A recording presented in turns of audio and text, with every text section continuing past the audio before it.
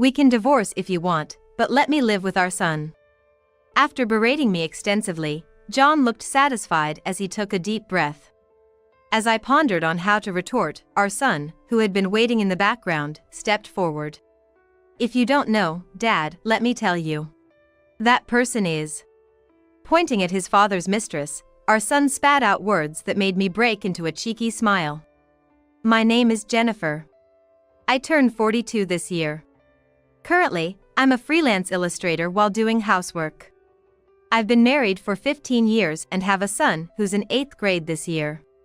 Ever since we got married, John has been jumping from job to job, not lasting very long.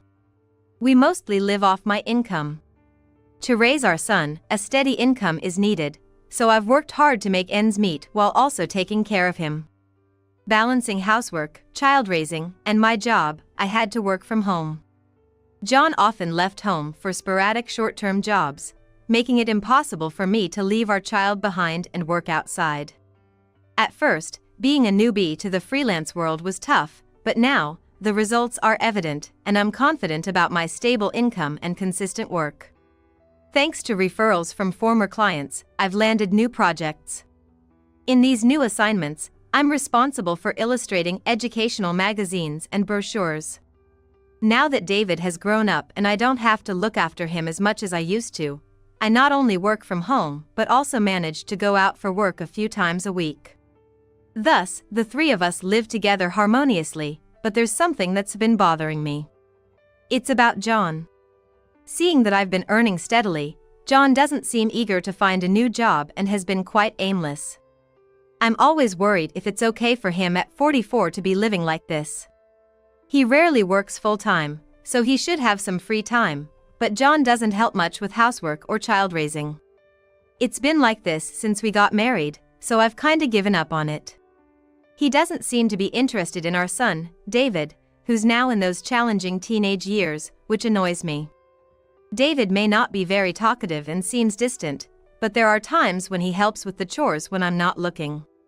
Maybe he's seen me juggling work and household chores since he was little, so he's the kind of boy who voluntarily offers to help.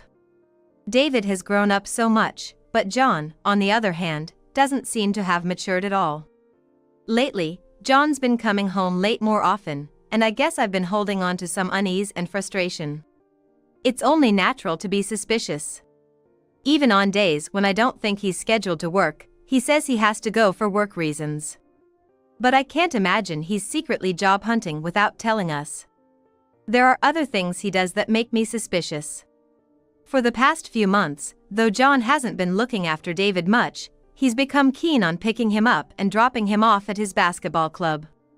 Even though David is just in 8th grade, given the dangers of today's world, our household rule is to always drop off and pick up.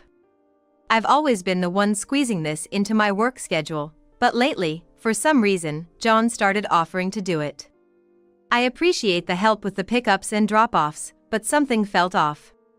I happened to realize the nature of my suspicion by chance when I passed by the place David goes to. I decided to take a different route home for a change of pace after shopping. In front of the place David goes to, I saw John, who wasn't supposed to be there. He had said he'd be late tonight because of work out of town. John was chatting happily with a woman who looked like one of the staffs from the basketball facility in front of the building. I had a bad feeling, and as I stared at the two of them, the woman noticed me and tilted her head, calling out, "Excuse me, are you David's mom?" "Yes, my son always been in your care." "Thank you," I responded, nodding slightly awkwardly to the woman who was talking cutesy. Though I had seen her a few times during drop-offs and pickups, I didn't remember all the faces of the staff. I was wondering which duties she does here. Ignoring my husband who looked rigid and tense, I made small talk with her. The woman introduced herself as Jessica. Isn't it usual to introduce herself with not only name, but also what she's in charge of my child in such situations? Noticing my puzzled expression, my husband seemed to hurry to end their conversation. On the way home, we didn't speak, and it felt like he was purposely avoiding me. Even though he seemed to enjoy talking to Jessica so much, while walking beside me, he was deliberately looking down, avoiding eye contact. I could tell something was up. His late returns recently and his eagerness to do the drop-offs and pickups, combined with his strange behavior after being spotted, made me believe that woman, Jessica, had something to do with it. Is he having an affair with that slightly younger woman? Somewhere in my heart, I knew. I had sensed the change. Ever since he started doing the drop-offs and pickups, he had become noticeably distant from me. That day, when our son returned from the basketball club, I casually inquired about his father's behavior.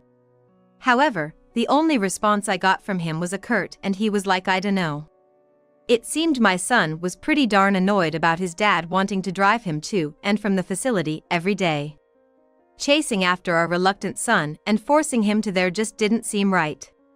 I've started to cast suspicious glances at him for some time now. And those suspicions were gonna be proven right soon enough. I was just passing by, so I thought I'd drop in. David, how are you feeling? Thank you for coming all this way, Jessica. Now, please have some coffee. Jessica, whom I had not suspected of being my husband's mistress, began to find excuses to visit our home more and more. She would mention our son now and then, but that was clearly just a pretext. She always appeared during the hours my husband was home, not me or my son. Watching the two of them conversing cheerfully in the living room, I was sure of John's infidelity.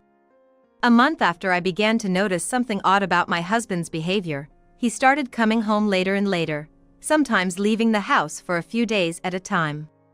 I'd subtly asked him what he was up to as he had stealthily come home late the night before, when I pointed out that his body that had sunk into the sofa quivered. Jokingly, I was like, at least spare me the cheating, and laughed it off, but John suddenly stood up and glared at me. You just stick to your work. I'm taking care of David, so don't pry into it unnecessarily.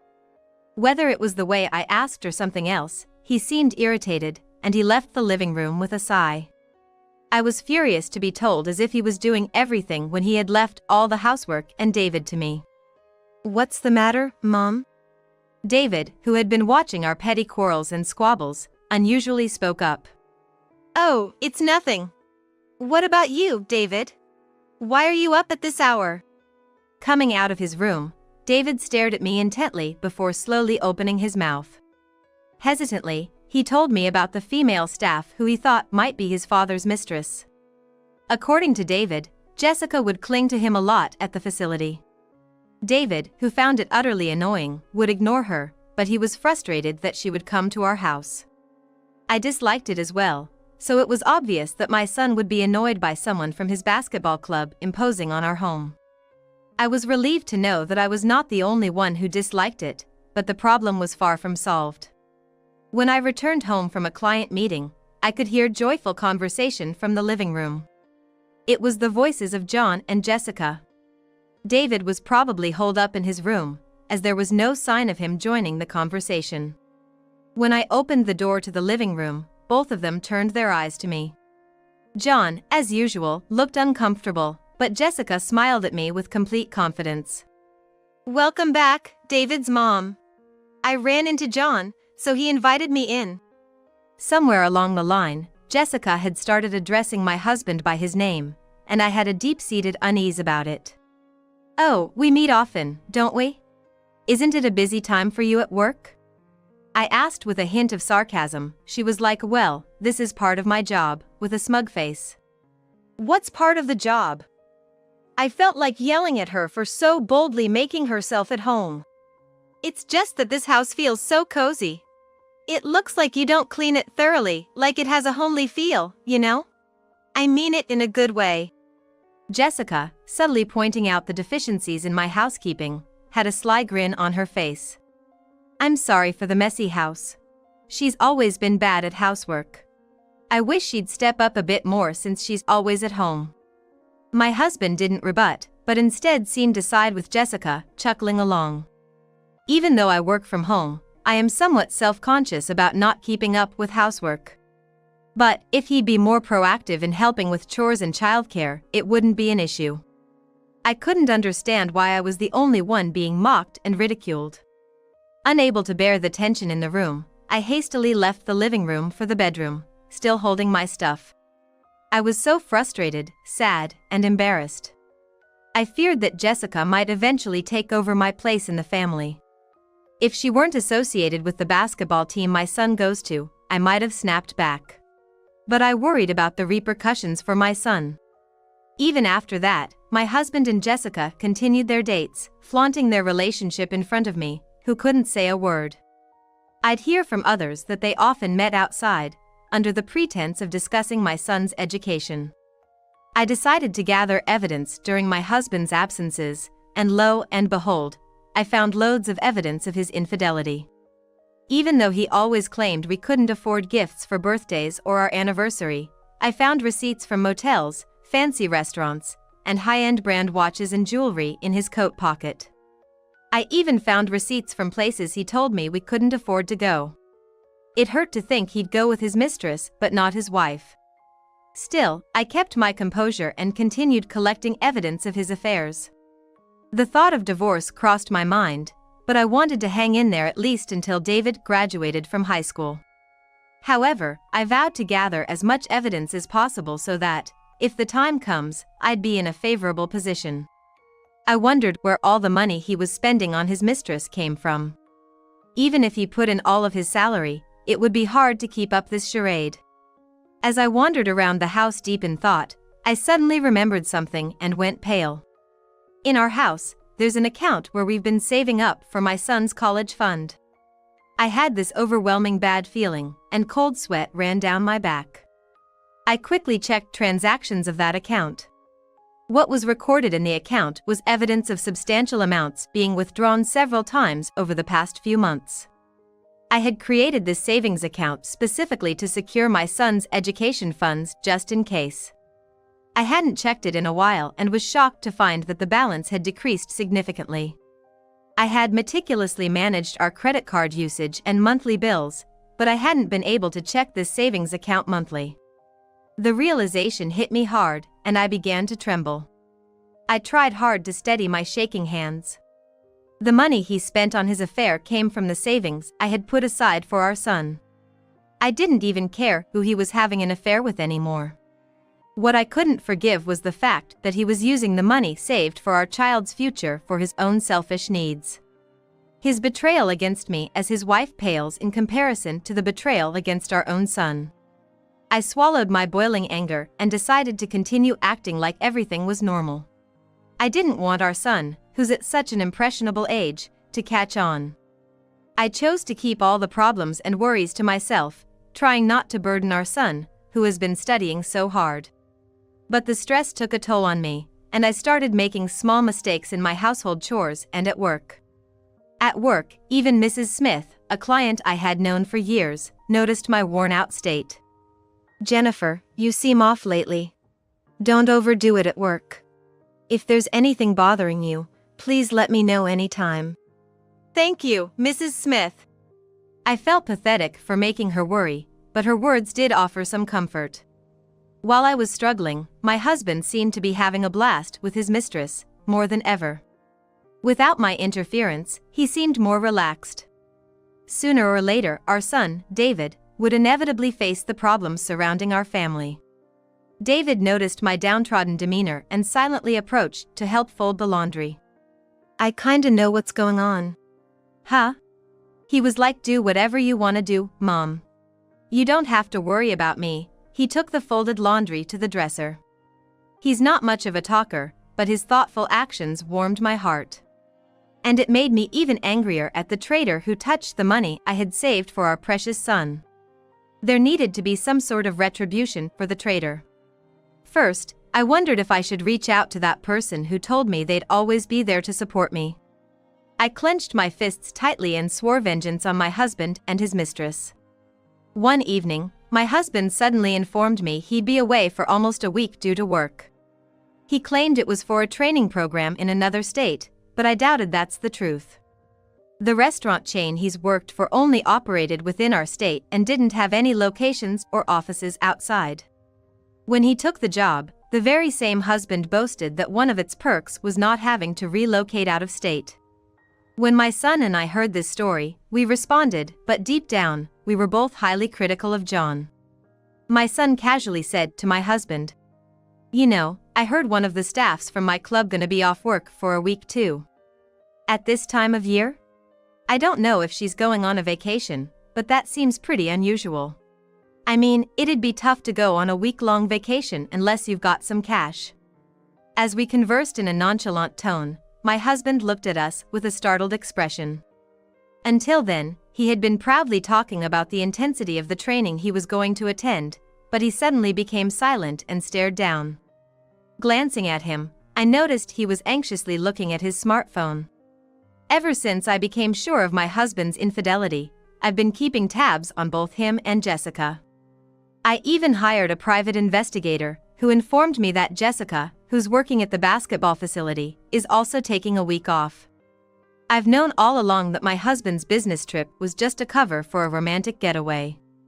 I could have caught him red-handed, but I had other plans. I've been planning something ever since I knew about my husband's intentions to travel with Jessica. Of course, I had no intention of proceeding without my son's consent, but now he was on board. On the day of their trip, I waved goodbye to my eager husband, and then my son and I began cleaning the house. Along with cleaning, with the help of some relatives who came over, we also started packing. Our plan was to move out while my husband was away and stay in somewhere else. Until we found a new home, we were gonna stay with some relatives for a bit.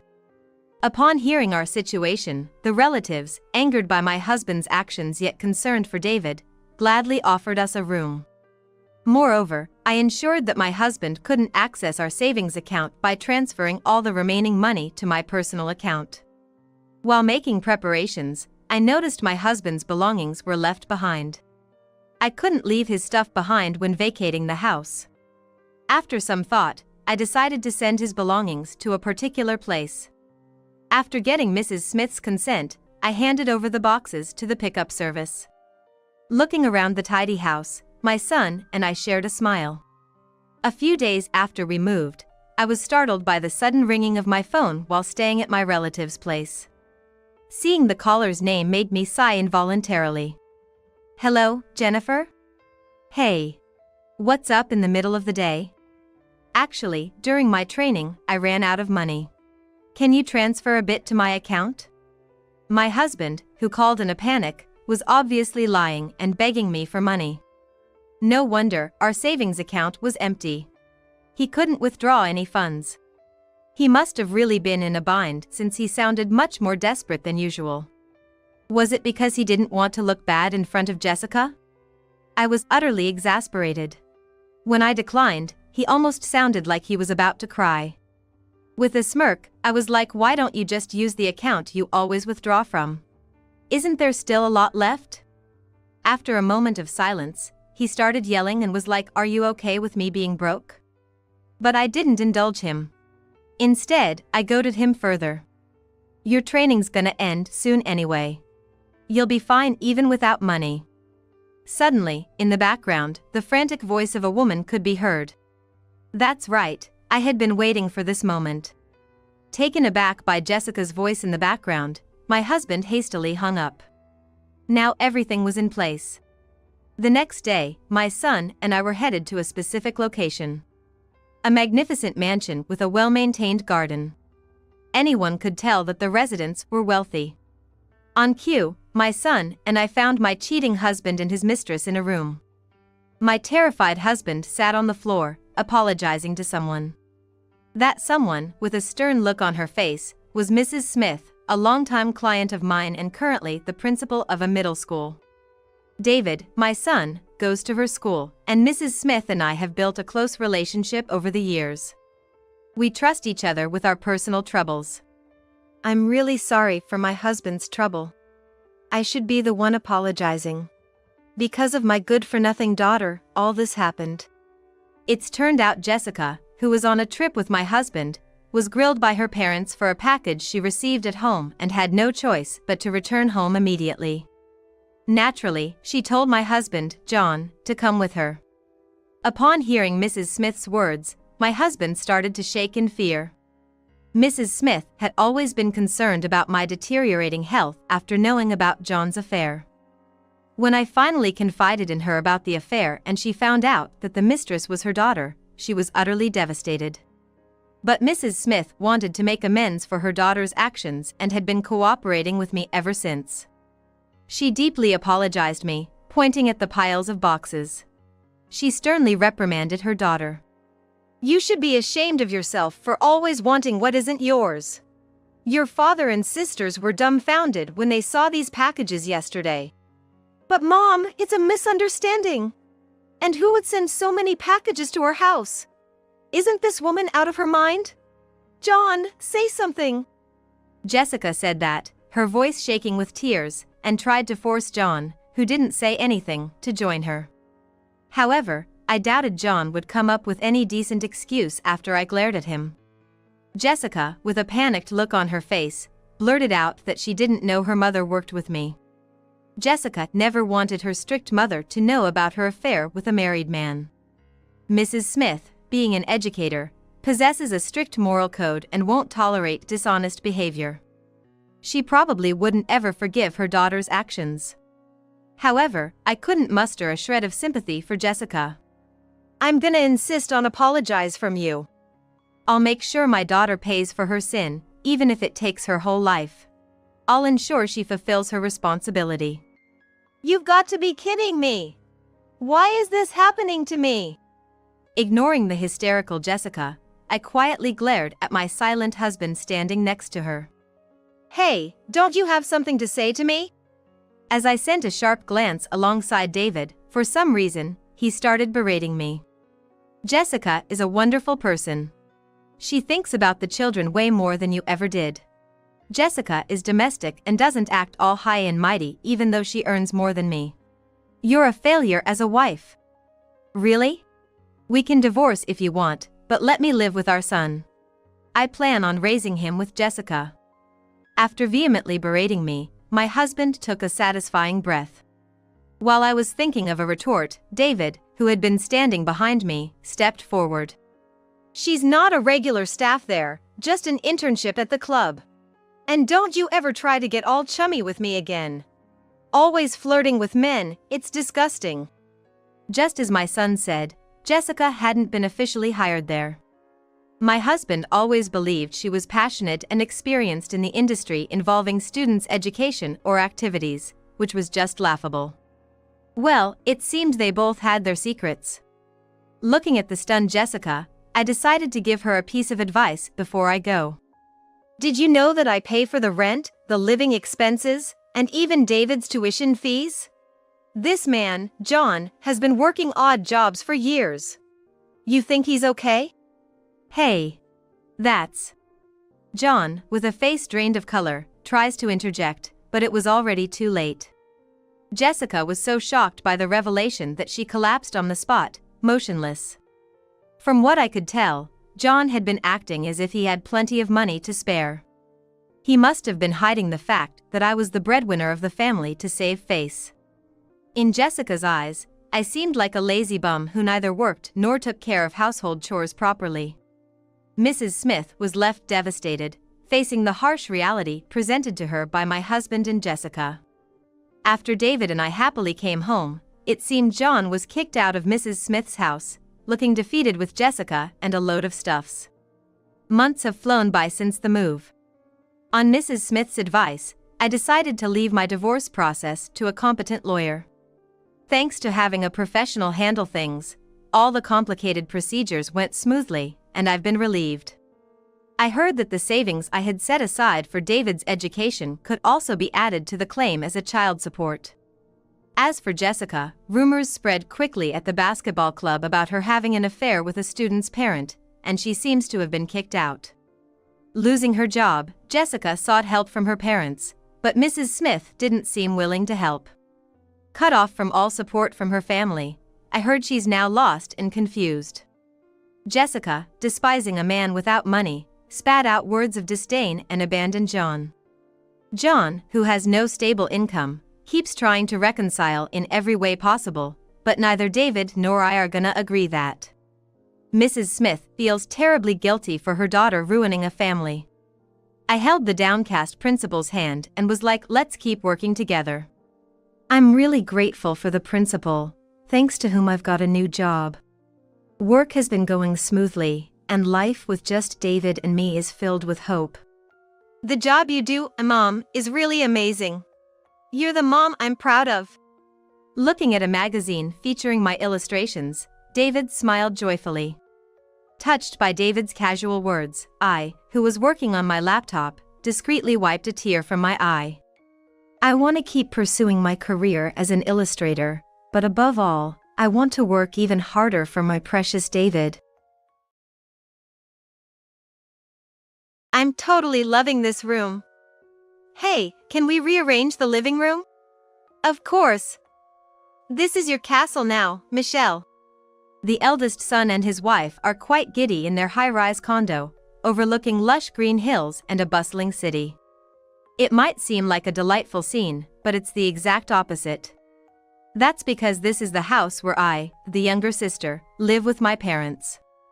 Don't go rearranging things without asking. You still planning on living here, Meg? 40 years old and still a leech? Jobless loser, get out.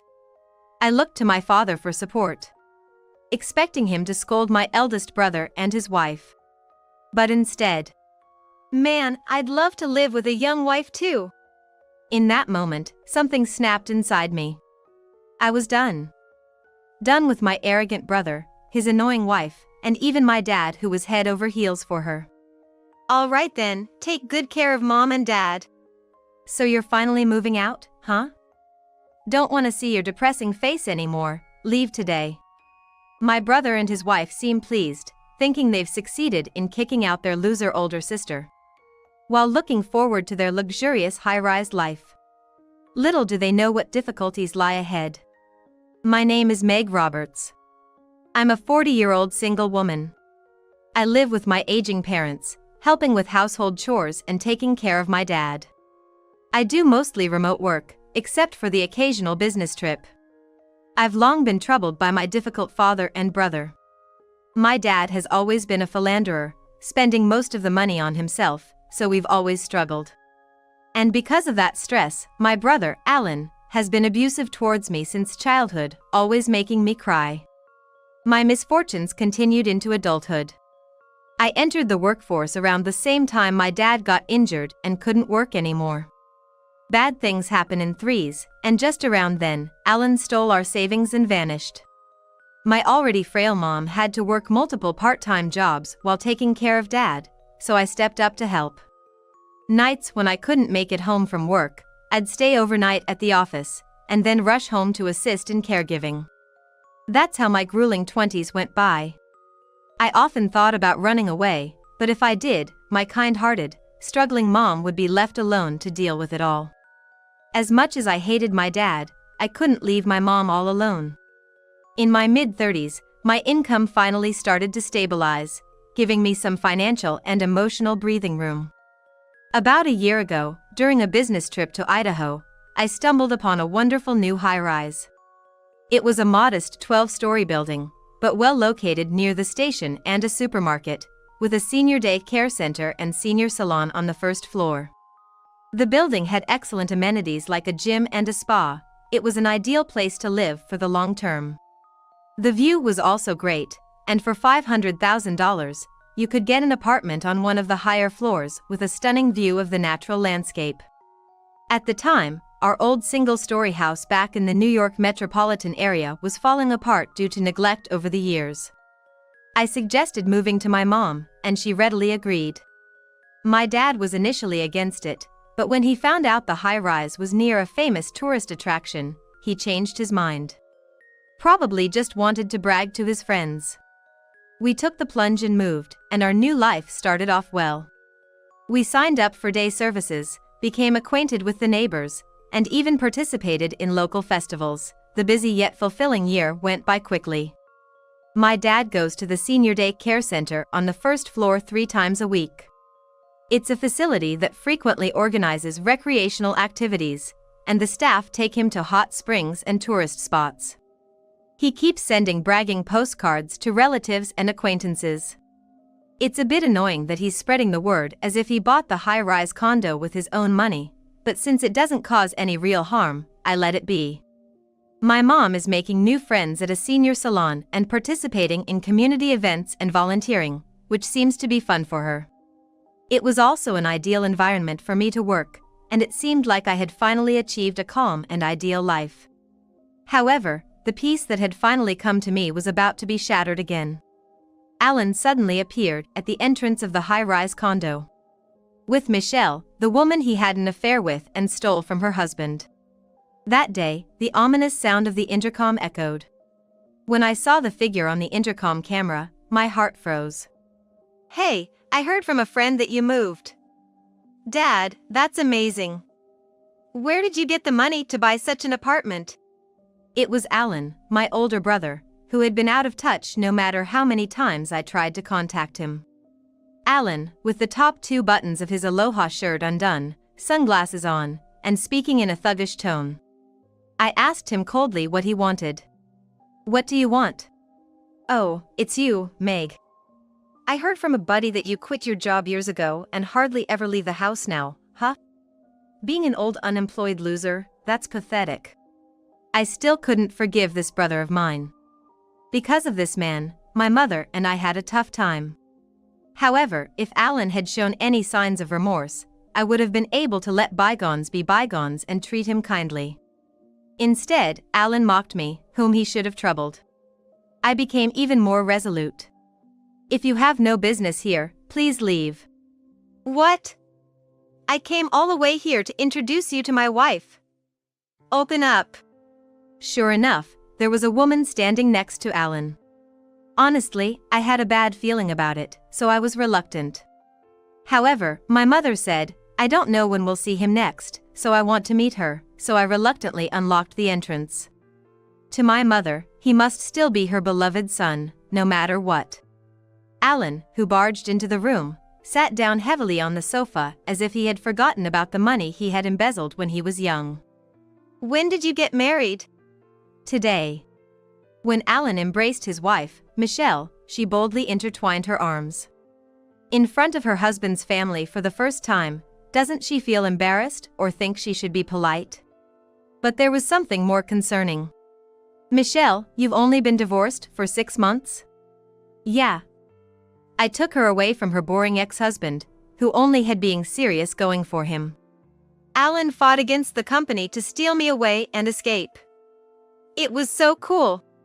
Michelle, who said she was 30 years old, had a face appropriate for her age, but her hairstyle and fashion were like a college student's. Moreover, she moved her body excessively and spoke in a high-pitched voice.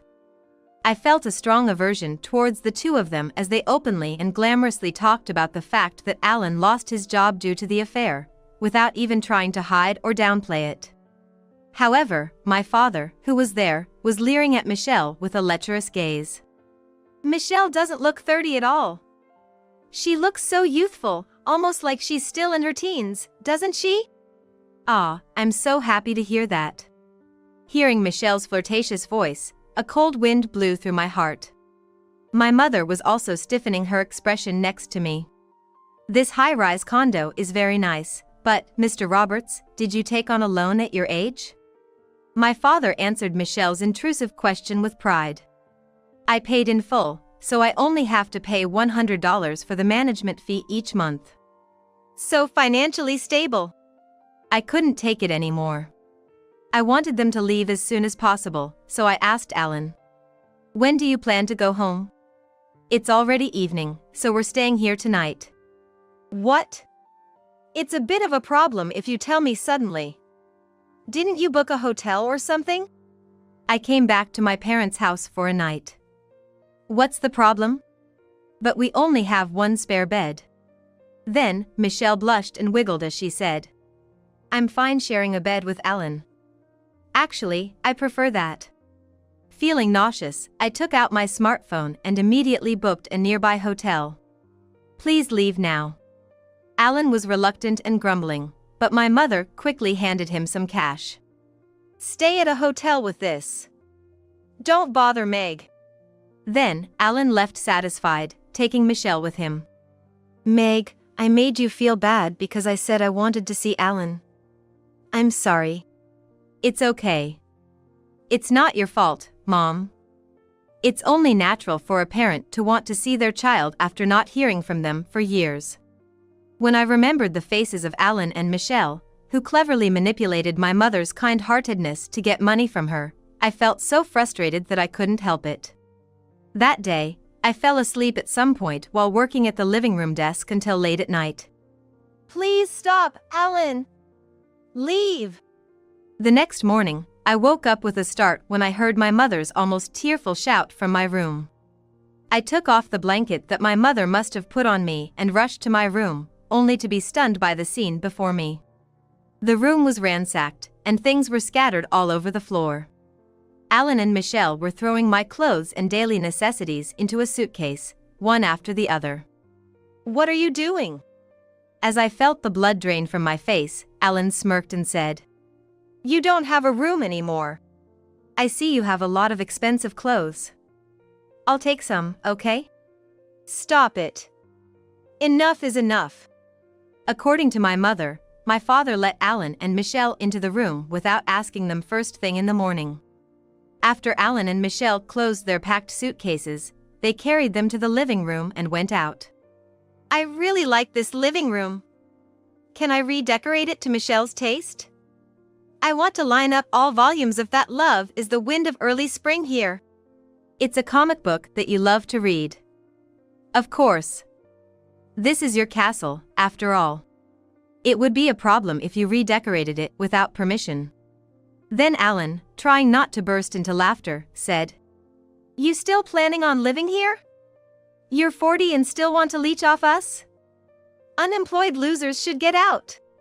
He really intends to kick me out. I knew Alan was a terrible person, but I never imagined he could be this bad. It's embarrassing as a human being to act like your father-in-law's condo is yours. What are both of you talking about? Meg is. Alan brushed off my mother, who was trying to defend me. Can you be quiet, Mom? You're the one who raised a 40-year-old woman still living with her parent. It was bad enough that he was mocking me, but to hurl such abusive language at my mother was unacceptable. I was trembling with anger but swallowed it down. There would be no point in saying anything to such a couple. They had been looking down on me from the start. I looked at my father for help. His wife and daughter had been insulted to this extent. Surely he would scold Alan, wouldn't he? However, I kinda want to live with a young wife too. My father said such a carefree thing. At that moment, the tension in my heart snapped. I was fed up with my arrogant eldest son, his silly wife, and my father who was smitten with his daughter-in-law. Well, take care of yourselves then. Finally decided to leave, huh? I don't want to see your gloomy face, so leave today. This couple seemed to be basking in the joy of having driven out his parasite younger sister, who was leeching off their parents. They seemed to be looking forward to a glamorous life in a luxurious high-rise condo, without even dreaming of the hardships that awaited them. Having been kicked out with just one suitcase, I went to the nearest local city and rented a monthly apartment. I contacted my mother and had her send the rest of my belongings there. When I called to thank her for the delivery, my mother was crying, saying she felt pathetic. Meg, you're the most filial child. And yet, your father and Alan are too cruel. But the most pathetic one is me, who couldn't stop them. Currently, unemployed Alan and Michelle are leisurely job hunting while enjoying their dream life in the high-rise condo. Michelle even says things like, since the rent is covered, I can get by with less income, so it's okay for me to be a housewife, right? It's not your fault, Mom. Besides, they will be the ones to regret it in the end. Would you be willing to help me with what I'm going to do from now on? After listening carefully to the plan I laid out, my mother said this. If that happens, Alan and Michelle and your dad will be in a lot of trouble. But I think those three deserve it. I will cooperate. Thank you, Mom. I'll send some documents over. Make sure to get a signature from Alan at the right time and send it back. Understood. About a month later, Alan, who had been silent until then, suddenly contacted. Hey, a rent demand letter came. What does it mean to pay $1,000 in rent? When I questioned Dad, he said you bought the house. Were you deceiving me? Wasn't there no mortgage? I wasn't the one deceiving, it was Dad, right? As you already know, that room is in my name, and since I paid in full, I don't have a mortgage. Then why do I have to pay the rent? I sighed. Alan had accused me of leeching off our parents. But who was really trying to leech off someone else? There's no way he could live in the house of the sister he forcibly kicked out for free. It seemed like a massive boomerang. You're living there now, right? Since you're borrowing it from me, it's only natural to pay rent. You did agree to it, right? Huh? I don't remember agreeing to anything. Oh, that's strange. I have the original lease agreement here. It has your signature on it. There should be documents at your place that you can check too. Michelle and I turned the document holder upside down, and we could hear Alan freaking out over the phone. What is this? I really did sign it. When did I sign this? I don't know. Oh, I remember now, Mom gave it to me to sign. Huh? So you signed it without checking? Are you an idiot? Shut up, you were there too, right? It was when we were getting ready to go shopping. Why didn't you stop me? You're the worst. Are you trying to blame me? I listened to Alan and Michelle arguing over the phone with a sense of satisfaction. It wasn't a bad feeling. Where's Mom? Did she become Meg's minion? It's useless. She's with me now. She won't be back for a while. What? Hey, Meg, where are you now? Who knows? I don't have an obligation to tell you, do I? Speaking of obligations, you have an obligation to pay the rent, don't you? Alan stamped his feet in frustration. Damn it! I can't afford to pay $1,000 a month. I could hear the sound of Alan angrily smashing something like a bottle. If you break the floor or walls, I'll charge you for the repairs. You devil! Just then, Michelle, who had left earlier, came running back. I found Dad's passbook while rummaging through the drawers. We should be able to manage with this, huh? 23 cents? Not even $2,300? Is there a digit missing? The two of them were in such a panic that it seemed like a comedy, and I couldn't help but hold back my laughter. There's no way Dad has any savings. The moment Dad couldn't work anymore, you took everything and ran away, remember? Thanks to that, Mom and I had a really hard time. Michelle shouted at Alan, who was grumbling in frustration. What do you mean? Michelle, I haven't heard anything about this. Ah, shut up, bringing up the past. It's easy for the thief to forget, but the victim never forgets the pain. It's convenient, isn't it? Okay, then please take care of Dad's senior daycare payments too. At my words, Alan was silent for a few seconds, as if he didn't understand what I was saying. Wait, what did you just say? The daycare payment. It used to be automatically deducted from my account, but I stopped it. So from now on, you'll have to take care of it. Isn't the daycare fee included in the condominium maintenance fee? There's no way that's the case. How naive are you? You should face reality. Bye. I hung up the phone, exasperated. After that, Alan kept calling persistently, so I set my phone to reject his calls, and it finally became quiet. Later, Alan and Michelle, unable to afford the $1,000 monthly rent, had to leave the condominium. As soon as they found out he had no money, Dad was quickly abandoned and tried to rely on Mom, but he didn't know where she was, and her cell phone number had changed. He had no choice but to rely on me. Please apologize properly for everything you've done so far. And correct all the lies you've been bragging about to your relatives in postcards. Write that you can live a good life in the condo thanks to your daughter, me. Then, I'll let you stay in the condo again. My father seemed as if his pride had been shattered to pieces, and he became very quiet.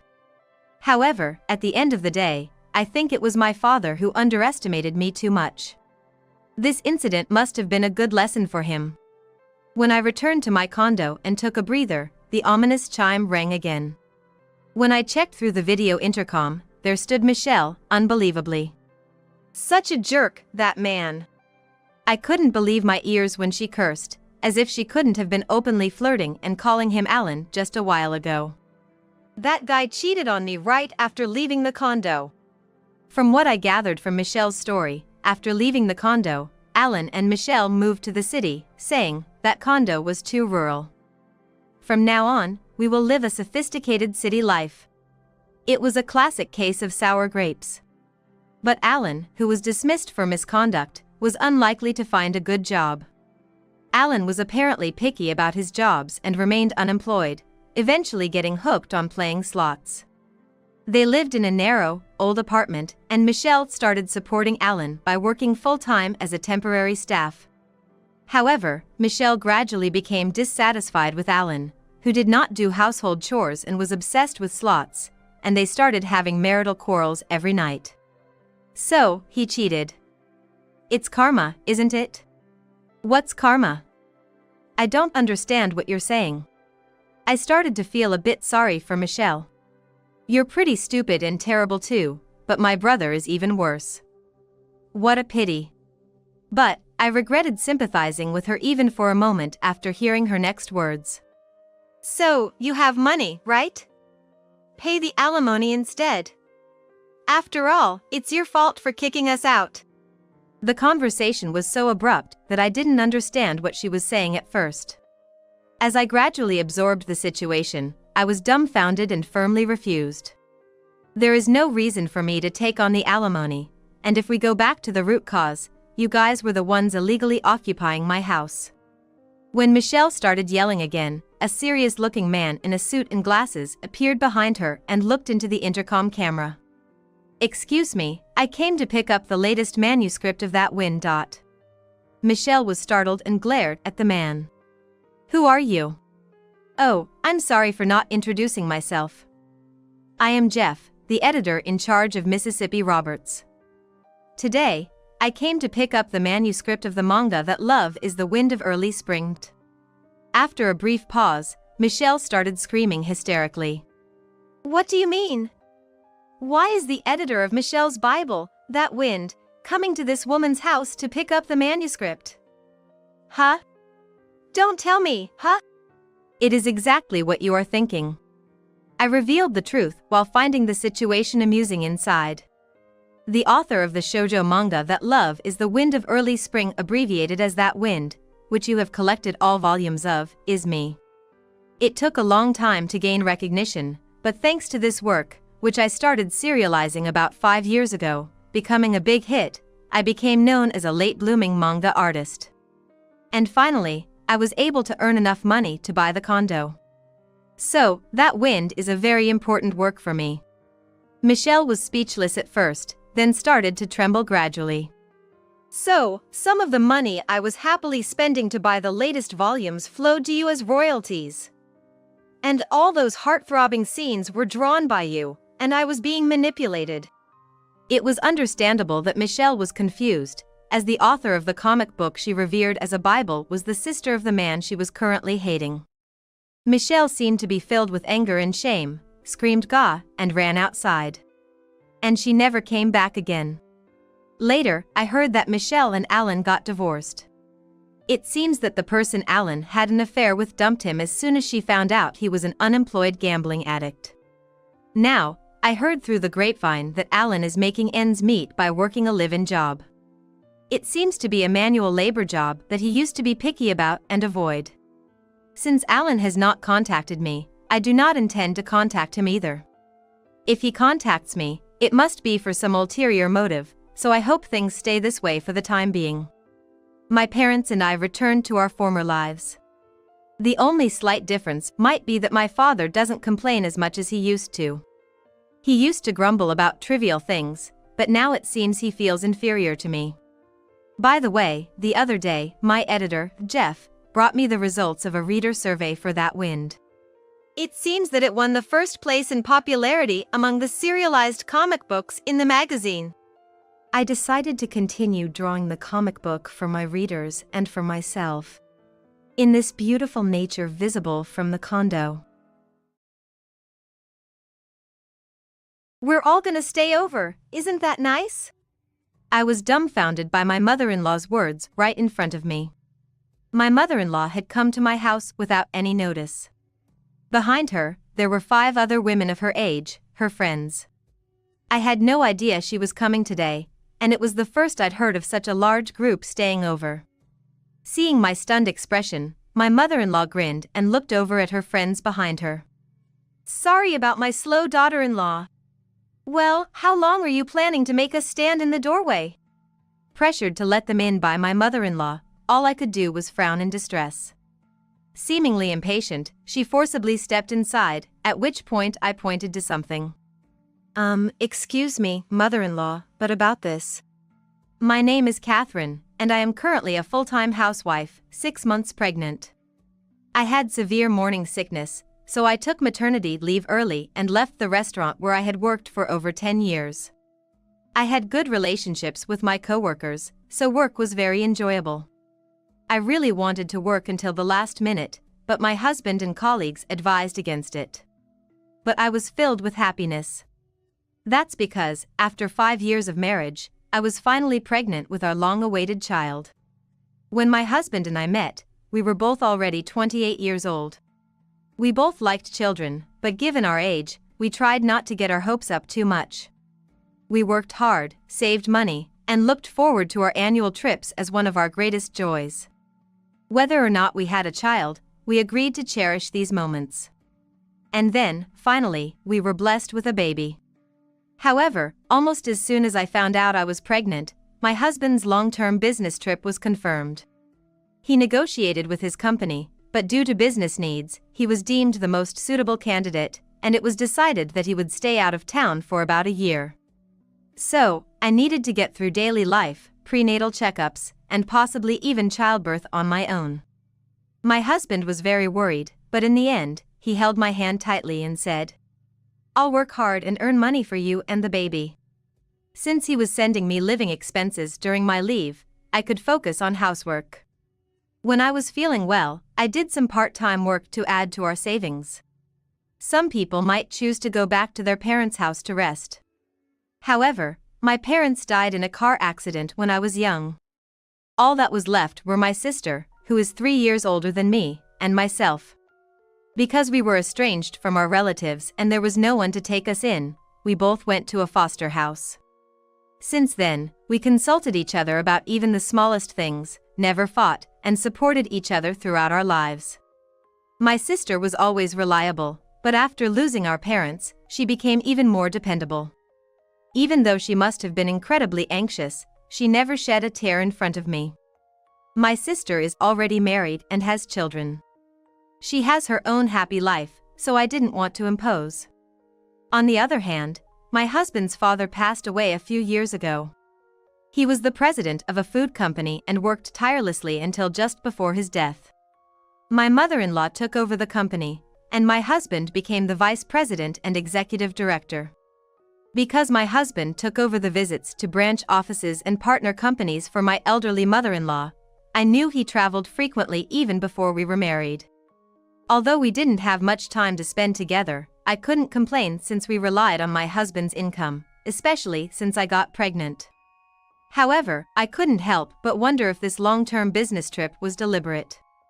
Considering the company's personnel and the nature of the work, it was understandable that my husband was the most suitable candidate. But considering the timing and my mother-in-law's personality, I couldn't help but feel uneasy. This wasn't just because I was battling my ever-growing belly and changing physical condition daily. Unfortunately, I was aware that my mother-in-law disliked me. She had always been somewhat cold to me, but her harassment became even worse after my father-in-law's death, causing me stress. Being ignored was the norm, and whenever I visited her house, my shoes would be hidden, and cash would be taken from my wallet when I wasn't looking. Although it could only have been my mother-in-law, she never admitted to it as there was no proof. What? You're saying I'm a thief? Where is the evidence for that? Is my name written on the money? Or did you take a picture of me stealing it? Ha, you're really just a money-grubbing woman after my son's income. A terrible woman who seduced my adorable only son, used pregnancy as a shield to avoid working, and extorted money from my son. You said you don't have parents? Did you get disowned because of your bad behavior? It doesn't matter why, but do you think a woman raised in a foster house without parents is qualified to be my son's wife? Ah, so that's why you're accusing someone of stealing money. She spat out every possible aggressive word and tormented me. Furthermore, I was strictly forbidden to tell anyone about this. Try snitching to Tommy. I'm sorry to interrupt his hard work, but I'll get him fired and kick you out. How will you two survive without jobs, I wonder? Tommy is my husband. If I told my husband about the harassment from my mother-in-law, he would be fired, taken back to his parents' house, and I would be left penniless. My mother-in-law has an extreme personality, and it's not impossible that she would actually do it. I loved my husband, and I couldn't bear to take away the father of my child in my womb just because I offended my mother-in-law, so I endured it alone. Fortunately, our house and my in-laws' house are more than an hour's drive away, so we don't see each other very often. When I reached the second trimester of my pregnancy, the so-called stable period, my sister invited me on a short trip. Both my sister and her husband had the day off during the holiday, and they could leave their child with her husband. One of the main purposes of the trip was to report my pregnancy to our parents on their death anniversary. My sister considered my physical condition a top priority, arranged for plenty of rest time, and found a hotel that was comfortable even for pregnant women. When I called my husband to tell him about the trip, he told me to spread my wings and enjoy myself. I managed to cover the travel expenses with my own money without touching the living expenses. Because my physical condition changed drastically, I packed little by little for the trip, and I was ready by the day of departure. On that day, my sister was supposed to pick me up by car in the morning, and then we would head to the train station. As I was doing the final check of my luggage and anxiously waiting for my sister, the doorbell rang. Unable to suppress my excitement and joy, I opened the door, but it was not my sister, it was my mother-in-law. And behind her were 5 unfamiliar middle-aged women. What's with that dumbfounded face? We're staying here from today, so let us in. Excuse me? Everyone came from far away. Don't leave them standing outside, let them in quickly. Still unable to understand what my mother-in-law was saying, I stood there dumbfounded. Catherine, what are you doing standing there? Hurry up and make coffee for my friends. I thought you would be loafing around at home during the holidays, so I brought everyone to hang out with you. You should be grateful. When my mother-in-law said that, one of the women said, "It's a stable period, right? I was working until just before giving birth, but it's nice to be able to relax when your husband earns well. I'm so jealous." I was internally furious, but I couldn't deny it because I was indeed living on my husband's income. Nevertheless, it was strange for her to suddenly appear and bring her friends without notice. It was extremely inconsiderate, especially since it wasn't even her house. The women were friends from a class my mother-in-law attended, and they often interacted privately. This time, to deepen their friendship, they coordinated their holidays and planned a 6-day, 5-night girls' trip a week in advance. Apparently, my mother-in-law volunteered to host. Jess told us a lot about you. Even though you're pregnant, you're a perfect and capable wife. When we heard about the sleepover, you voluntarily offered to let us stay here, right? And with 3 meals a day. My mother-in-law made up the story, and to prevent me from escaping, she kept it a secret until the day of. I was quite bewildered by the harassment, which was on a different scale from before, and couldn't stand it anymore, so I appealed to my mother-in-law. "Please look at this." What I pointed to was a travel bag placed at the entrance. It was not the amount of a day trip, and my mother-in-law twitched her cheeks. Before my mother-in-law could say anything, I said, "I'm very sorry, but I wasn't aware of any such arrangement. Actually, I am planning to go back to my hometown with my sister. We will be away from home for a while, so could you please take your things with you? My mother-in-law was a little flustered, perhaps because she didn't expect me to argue. Oh, I've been saying that for a month now, haven't I? It's your fault, Catherine, if you don't remember. You can go back to your hometown anytime because you're unemployed, so why don't you do it next time? Perhaps because her friends were watching, she didn't get angry as usual. Sweat appeared on my forehead, and I forced a smile. I saw her friends whispering in the background and thought this was my chance, so I said more.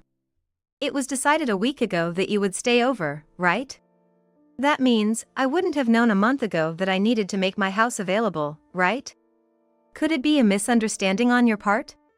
I thought I might have said too much, but it was too late. My mother-in-law glared at me with a demonic expression, her temples throbbing. However, because there were people around, she didn't raise her hand. No matter what happens later, if I let her into the house now, it would be playing into her hands. So I kept arguing with her at the entrance.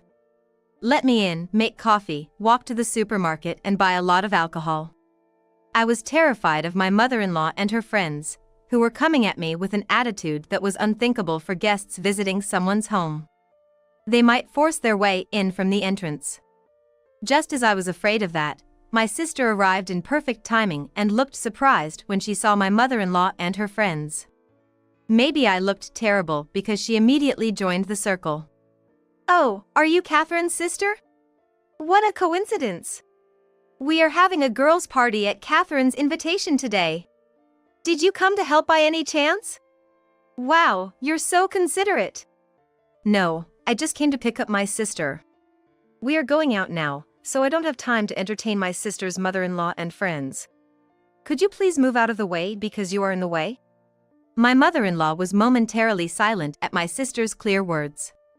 However, she immediately started to speak to her friends in a mocking tone. Oh my, she says we're in the way. Even though she knows I'm Catherine's mother-in-law, she says we're in the way. I can't believe it. Her parents must have raised her poorly, huh? I think that's unbelievable even for me. You know you shouldn't say in the way to someone you're meeting for the first time, right? With all due respect, from my point of view, you are suspicious people who, despite my sister's repeated refusals, are forcing your way into her house, demanding coffee, and being unreasonable. Please go home. If you don't leave, I will report you to the police for trespassing. My sister did not flinch at all at the high-pitched laughter of my mother-in-law and her friends. When my sister clearly mentioned reporting to the police, my mother-in-law and her friends, their faces red with anger, came closer and started shouting. What do you mean by that tone? If you invite someone, it's natural to entertain them, right? You're such an infuriating woman, I can't believe it. Who do you think you are, threatening to report to the police? That's unbelievable, especially coming from someone who's a stranger. Even when confronted like that, my sister only glared at my mother-in-law and her friends with cold eyes. And then, the words of my mother-in-law and her friends began to imply insults and threats to harm me. Oh, I can't take it anymore. I'm scared to take care of my son's child with such a stupid woman. I wonder if I could avoid seeing my grandchild's face by giving a strong shock to this fat woman's belly right now? As vulgar laughter echoed, my sister, who had been expressionless until then, slowly narrowed her eyes. By the way, the biggest problem in such disputes is the he said she said argument. So, I have been recording everything since I came here. My sister showed her smartphone with a very refreshing smile. The screen displayed that it was recording, and the time was ticking in real time, clearly showing that it was recording. As I've been saying, please go home. It's a crime to not only not agree to this request from someone who is not even the homeowner, but also to target my sister's belly, who is the homeowner. Ignoring the stunned mother-in-law, my friends quickly made their excuses, saying, I didn't say anything. Yeah, I was just invited too. I had no idea Catherine was planning to go out. And scattered like the wind. By the time my mother-in-law came to her senses, her friends were quickly moving away from the house. Despite calling out for them to wait, my mother-in-law didn't even glance at me and instead ran off in their direction. My sister let out a deep sigh and carried my travel bag, which was left at the entrance to the car. Why did you open the door? Even if you knew I was coming, you should have confirmed who the visitors were. What would have happened if those people were more impatient and careless? You have no idea. She scolded in an exasperated tone. I repeatedly apologized to her. Then, as we both fastened our seatbelts and started the car, my sister glanced at me.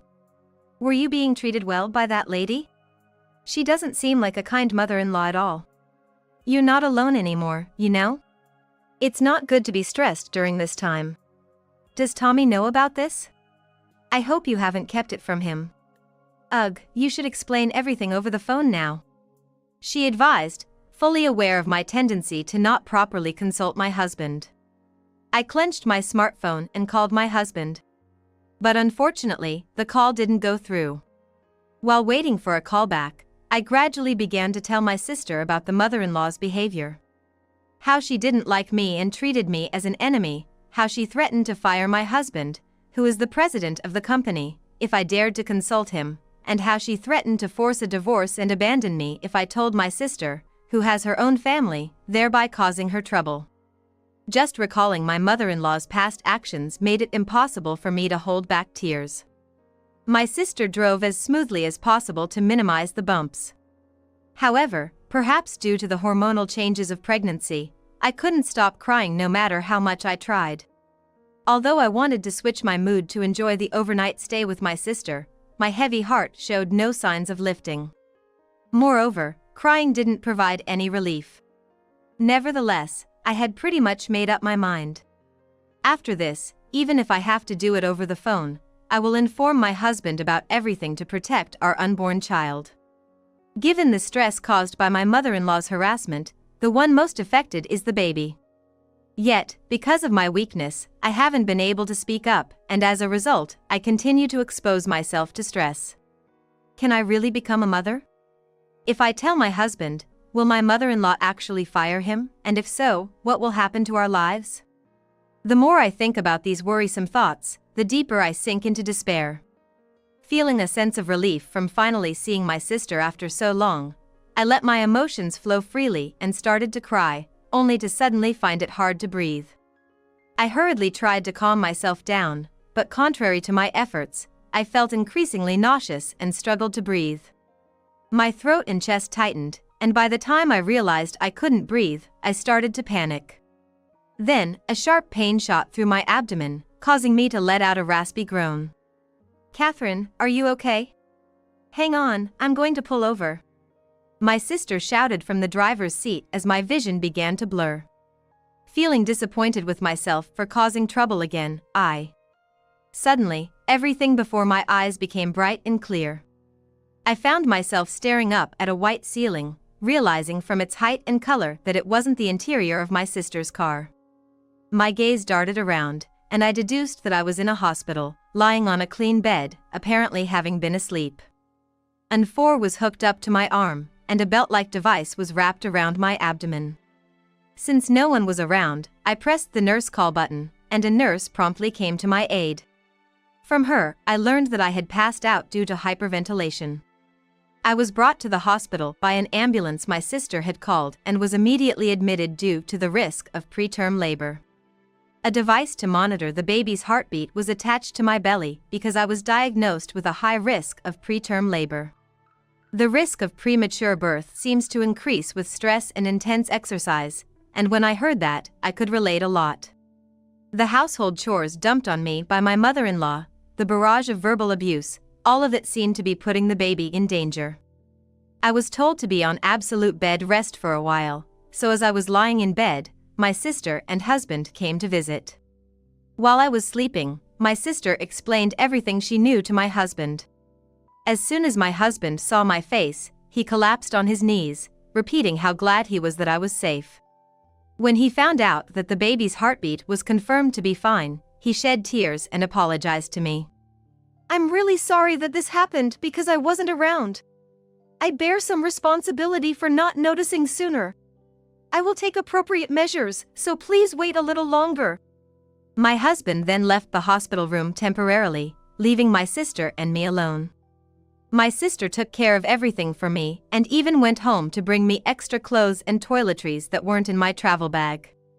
I've been your sister for many years, so I can guess where you keep your stuff and what you need. Just kidding, Tommy actually told me where everything was in a text. My heart was warmed by my sister's smile, and I apologized again for not being able to go on the trip. While we were talking, my husband came back. His face was red with anger, but he gradually calmed down and explained the situation. I told my mother over the phone that she needs to step down as CEO. She's been using her position to harass you, and even got her friends involved. Someone who does that doesn't deserve to be at the top of a company. Of course, she opposed it, but since she became CEO, the company's performance has been declining, and she lacks the qualities of a manager. She doesn't have the ambition to study and improve the company, and whenever she opens her mouth, she brings up the fact that she's the CEO, and if anyone opposes her, she immediately brings up my father's name and accuses them of being ungrateful. I've already discussed it with the other executives, and they agree. No matter how much she resists, I won't back down. I'll make sure everyone understands and hold a board meeting. Oh, I'm sorry, please don't worry, dear sister-in-law. I will protect Catherine and the baby. I apologize for the trouble. Seeing my husband apologize repeatedly to my sister, I was able to feel that everything would be all right if I left it in his hands. After that, my husband visited every day. During that time, his smartphone was constantly ringing, and he turned off the notifications, saying, "It's probably my mother." I was hospitalized for about a week, and I was able to rest my body thoroughly in an environment where I was protected from my mother-in-law.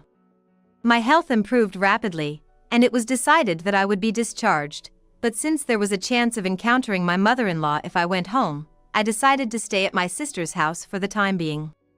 Around the time I was discharged, my husband returned from a business trip, and to be prepared in case my mother-in-law came, he decided to wait at home. Sure enough, my mother-in-law came to our house, but my husband tried to send her away. However, just as he was about to close the front door, she shouted, "My affair with Mr. Young from a client company has been exposed. Help me." Curious, my husband listened to her story, and it turned out that my mother-in-law was having an affair with the president of a client company. She was about to be forced to resign as CEO, and in her desperation, she went to her lover for help. But for some reason, she went to his house at a time when his wife was there, and she was caught red-handed. Because of who was involved, the news inevitably reached the ears of people within the company. As a result, the affair with the president of the client company pushed my mother-in-law's dismissal. The executives, who had been hesitant to act because of the respect they had for my late father-in-law, were able to unanimously agree to remove my mother-in-law from her position as CEO, thanks to the discovery of her misconduct. In the end, my mother-in-law had to resign as CEO. I seemed to be out of her mind, as I hadn't received any calls on my smartphone recently. Thinking it might be safe to go home, I decided to return to my own house. Of course, I locked the doors and monitored the visitors, and to be safe, my sister came over during the daytime when my husband wasn't home. With the approval of my sister and husband, we made sure that I was never alone. One evening, I received a text from my husband saying he was about to head home, so my sister started preparing to leave. Just then, there was a loud banging noise from the direction of the balcony. Shocked and frightened, my sister and I cautiously pulled back the curtain, and to our surprise, my mother-in-law was there. She must have seen the lights on and thought I was home. Seeing my mother-in-law banging on the glass with bloodshot eyes, I felt my knees buckle. It's one thing for her to be at the front door, but to get onto the balcony, she would have had to climb over the fence. Where on earth did she climb up from? She was yelling something, but the windows of the balcony were made of thick glass for security purposes, so I couldn't understand what she was saying. I was stunned and could only stare at my mother-in-law as she continued to pound on the glass with a demonic expression. The glass wouldn't even crack from a woman hitting it with her bare hands. However, if she found the gardening shovel on the balcony, it would be dangerous. As I panicked, wondering what to do, my sister seemed to calm down. She took out the video camera she had brought just in case and started recording my mother-in-law's actions. While she was doing that, I called the police and, realizing the gravity of the situation, I shakily contacted my husband. He had already left work and told me to hang in there for just a few more minutes. My sister continued to explain the situation to the police while holding me with one arm. The police arrived before my husband did, so my sister guided them from the front door to the balcony. When my mother-in-law saw the police officer through the window, she surprisingly climbed over the balcony railing and disappeared. Just as I thought she had escaped, the police quickly split up and ran in two directions. One went towards the balcony, and the other exited through the front door and circled around to the back. I was worried she might have gotten away, but that concern was quickly alleviated. It seemed that my mother-in-law had misstepped while climbing over the railing and was caught writhing in pain by the officer who circled around. She was taken into custody, and my sister handled all the questioning for me. I felt pathetic for relying on my sister so much, but I knew I couldn't just wallow in self-pity. I gathered my courage and explained everything to my husband when he got home. It turned out to be the right decision not to be alone, even for just a few hours. I get goosebumps just thinking about what might have happened if my sister wasn't there. In the end, my mother-in-law was arrested for breaking and entering. The recording my sister took of her threatening to hit my stomach helped our case, but since she didn't actually cause any harm, she couldn't be charged with assault. Instead, it seemed that they were going to charge her for trespassing on other residents' balconies to get to our room. My husband's company faced difficulties as the president was arrested, which negatively affected its performance and put them in a tough spot. However, my husband and the executives continued to respond sincerely, and thanks to the trust built by my father-in-law, they managed to keep the business running. My husband decided to become the president and make the company even better than it was during my father-in-law's era. On the other hand, I was relieved that my mother-in-law was no longer in my life, and I was able to safely give birth. Despite being told I was at risk for premature birth, the delivery went smoothly, and I gave birth to a healthy baby boy. During my hospital stay, not only my husband but also my sister and her family visited me almost every day. After I was discharged, they even came to my house to help with the housework. My sister's child, who just started middle school and wants to be a childcare worker in the future, said, "Cute," many times while looking at the baby, so I let her hold him until she was satisfied. Seeing our children interact fulfilled a dream I had since I was a child, and I felt incredibly happy. I'm sure my sister felt the same way. Watching our children together, her eyes seemed kinder than ever before. After my maternity leave ended, I was able to return to work, which I love. However, I couldn't work all day like before, and until my child grows up a bit, working about 3 hours a day was the limit.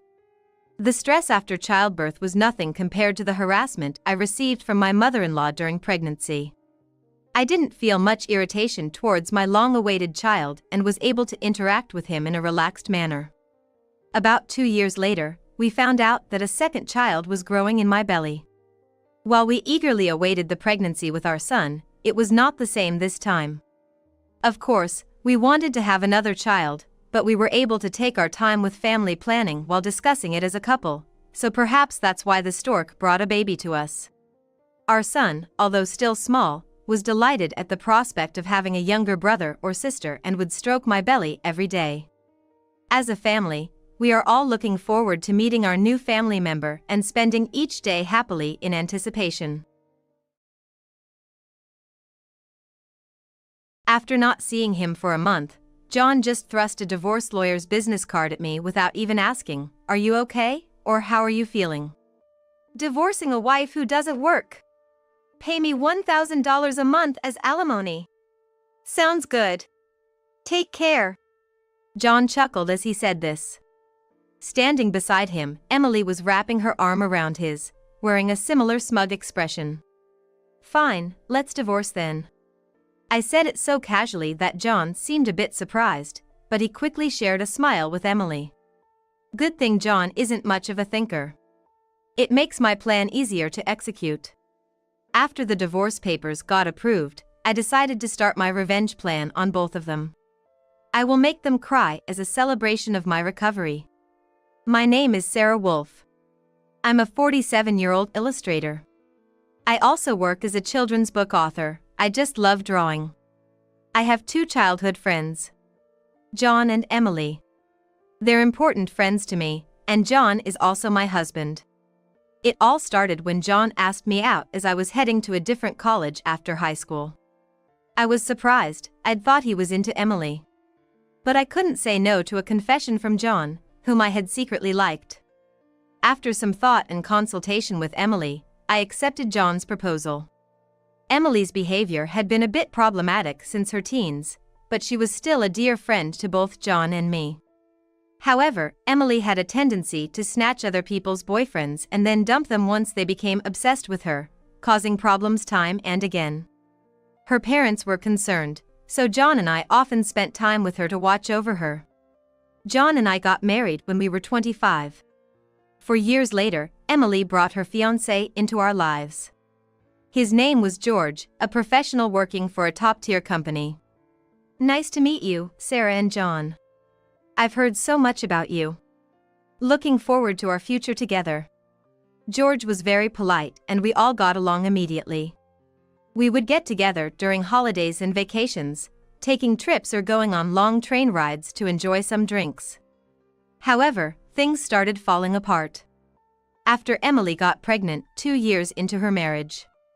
John and I originally had many siblings, so there was no worry about an heir, so we decided we didn't need children.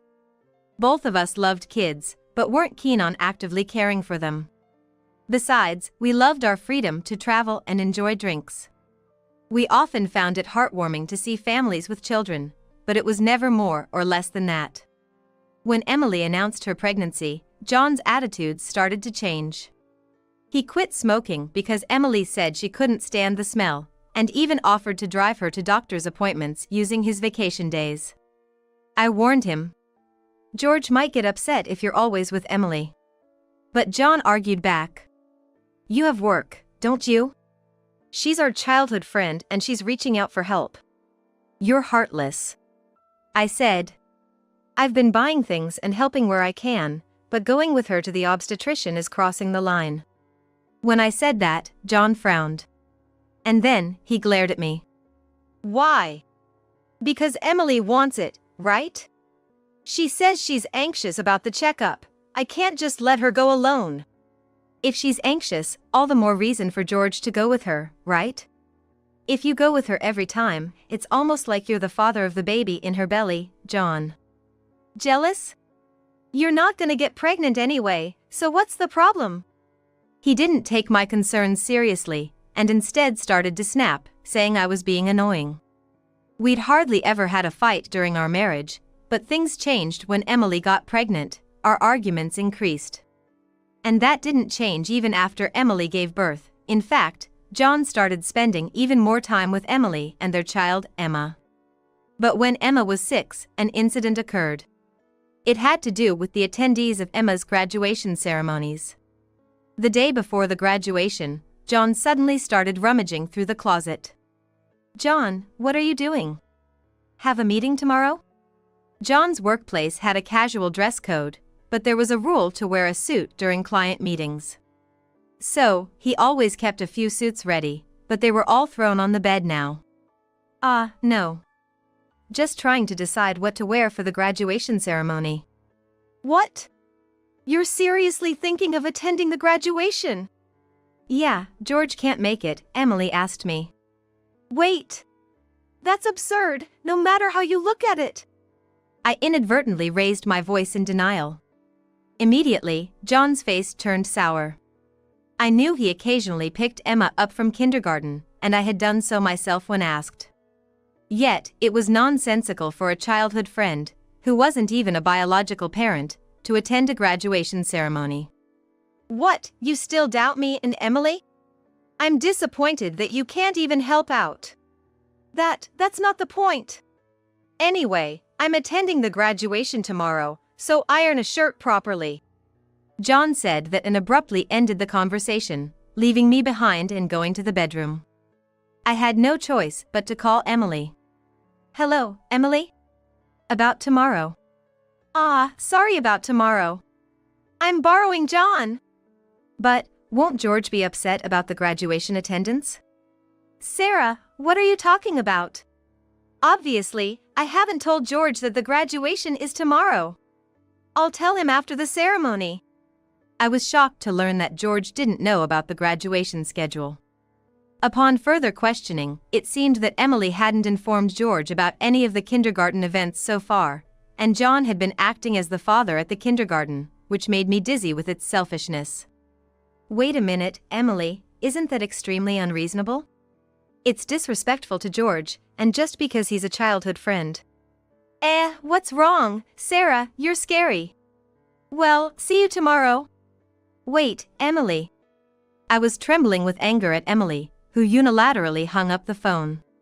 Still, in the end, I ironed a shirt, prepared a tie, and the next morning, saw John off to Emma's graduation ceremony. Since then, Emily and John started going out more frequently, from once a month to once a week, and then to 3 times a week. Eventually, even George seemed to have some suspicions, and one day, while John and Emily were out, he visited our house alone. "I'm sorry for visiting you late at night. There's something that's been bothering me." "Is it about the 2 of them?" "Yes, I would like you to take a look at this." George showed me the GPS history he had installed in Emily's car. It showed that she had been staying at a hotel 3 times a week. All of those days, she was out with John, and just by looking at George's face, I understood what that meant. "What do you want to do, George?" "I want to take revenge on those 2. "Me too. I can't forgive them for betraying us after all this time." We started planning our revenge on them secretly. First, I started by increasing my income. Because I had been saving by doing housework and taking care of Emma, my income had drastically decreased. George switched to working from home. And when Emily and John would go out, he would bring Emma to my house, and we would take care of her together. Neither Emily nor John realized that we knew about their relationship, and we were able to gather solid evidence. Once we had collected enough evidence and were ready to take our revenge, we discovered a shocking truth about Emma. George and I struggled with the decision, but we both agreed that we didn't want to hurt young Emma, so we decided to wait until she was an adult to take our revenge. However, even though we decided to endure for 10 years, I was struck with a serious illness. I needed long-term hospitalization, and even at best, I wouldn't be discharged for at least 2 years. Although I could work from the hospital room, it was certain that I would have to reduce my workload. After informing George about the situation, I consulted John. However, John's reaction was no different from when we were making small talk. I'll visit you once in a while." I felt that John no longer had any affection for me, as he didn't even ask about my condition or the name of the disease. In reality, John only visited once a month or once every 2 months. And after Emma's 15th birthday, she started acting strangely. Although she used to visit me almost every day right after I was hospitalized, she became distant after her 15th birthday. However, neither George nor I could figure out why, and we were puzzled. Even when we asked Emma, she just said, "Don't worry about it." However, we ended up learning the reason from John, who rarely showed up. "Hey, it's been a while." "Yeah, it has." John, who had completely transformed into a flashy appearance, walked in without even knocking.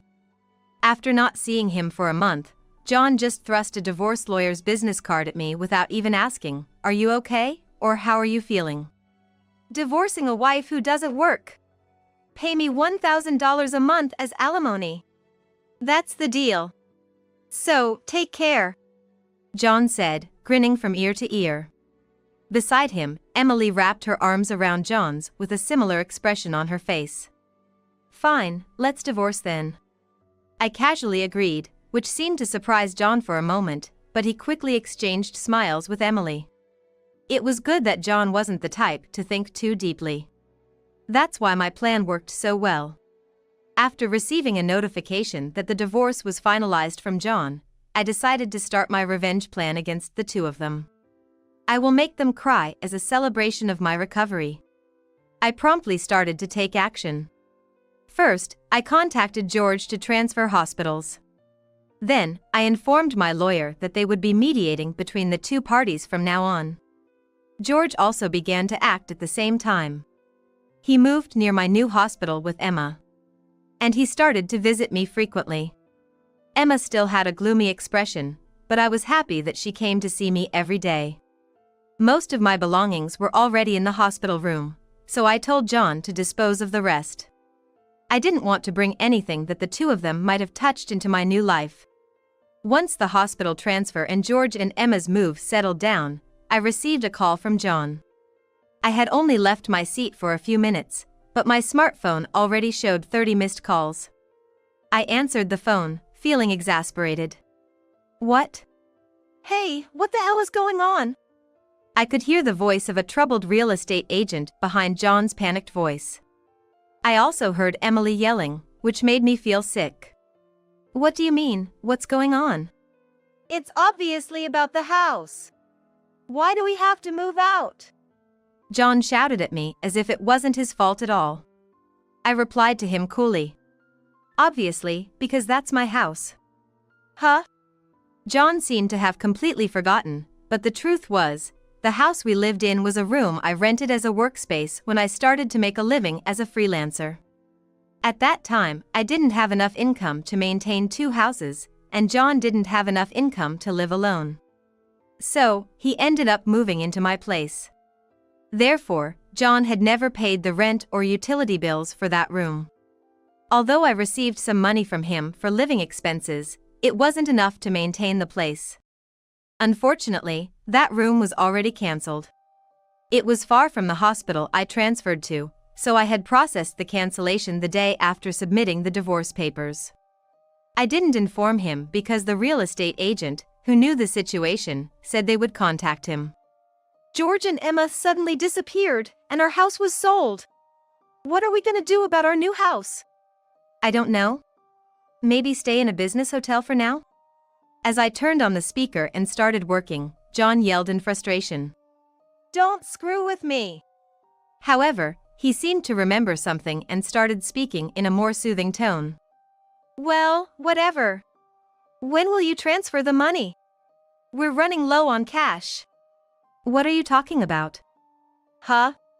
Don't mess around. I told you to pay $1,000, didn't I? Oh, I don't recall agreeing to that. My nonchalant response was met with incoherent screaming from John on the other end of the phone. Apparently, he thought he could get money from me and had been squandering it. Even if he had $1,000 left, how did he plan to get by for the rest of the month? Hey! Don't just stay silent, say something. There's really nothing to talk about. My retort left John momentarily dumbfounded, but he soon started yelling again. Growing increasingly annoyed, I addressed John in as cheerful a tone as I could muster. Anyway, we're basically strangers now, so please don't contact me anymore. You'll hear from my lawyer. Huh? Lawyer? Hey, wait a minute. I hung up without listening to John's response. He tried calling back several times, but I ignored it, and eventually, the calls stopped. However, angry that I didn't answer, John started ignoring calls from my lawyer. He certainly had a childish side, but I never imagined he'd be the kind of person who didn't mind causing trouble for others. I sighed deeply at John's selfishness.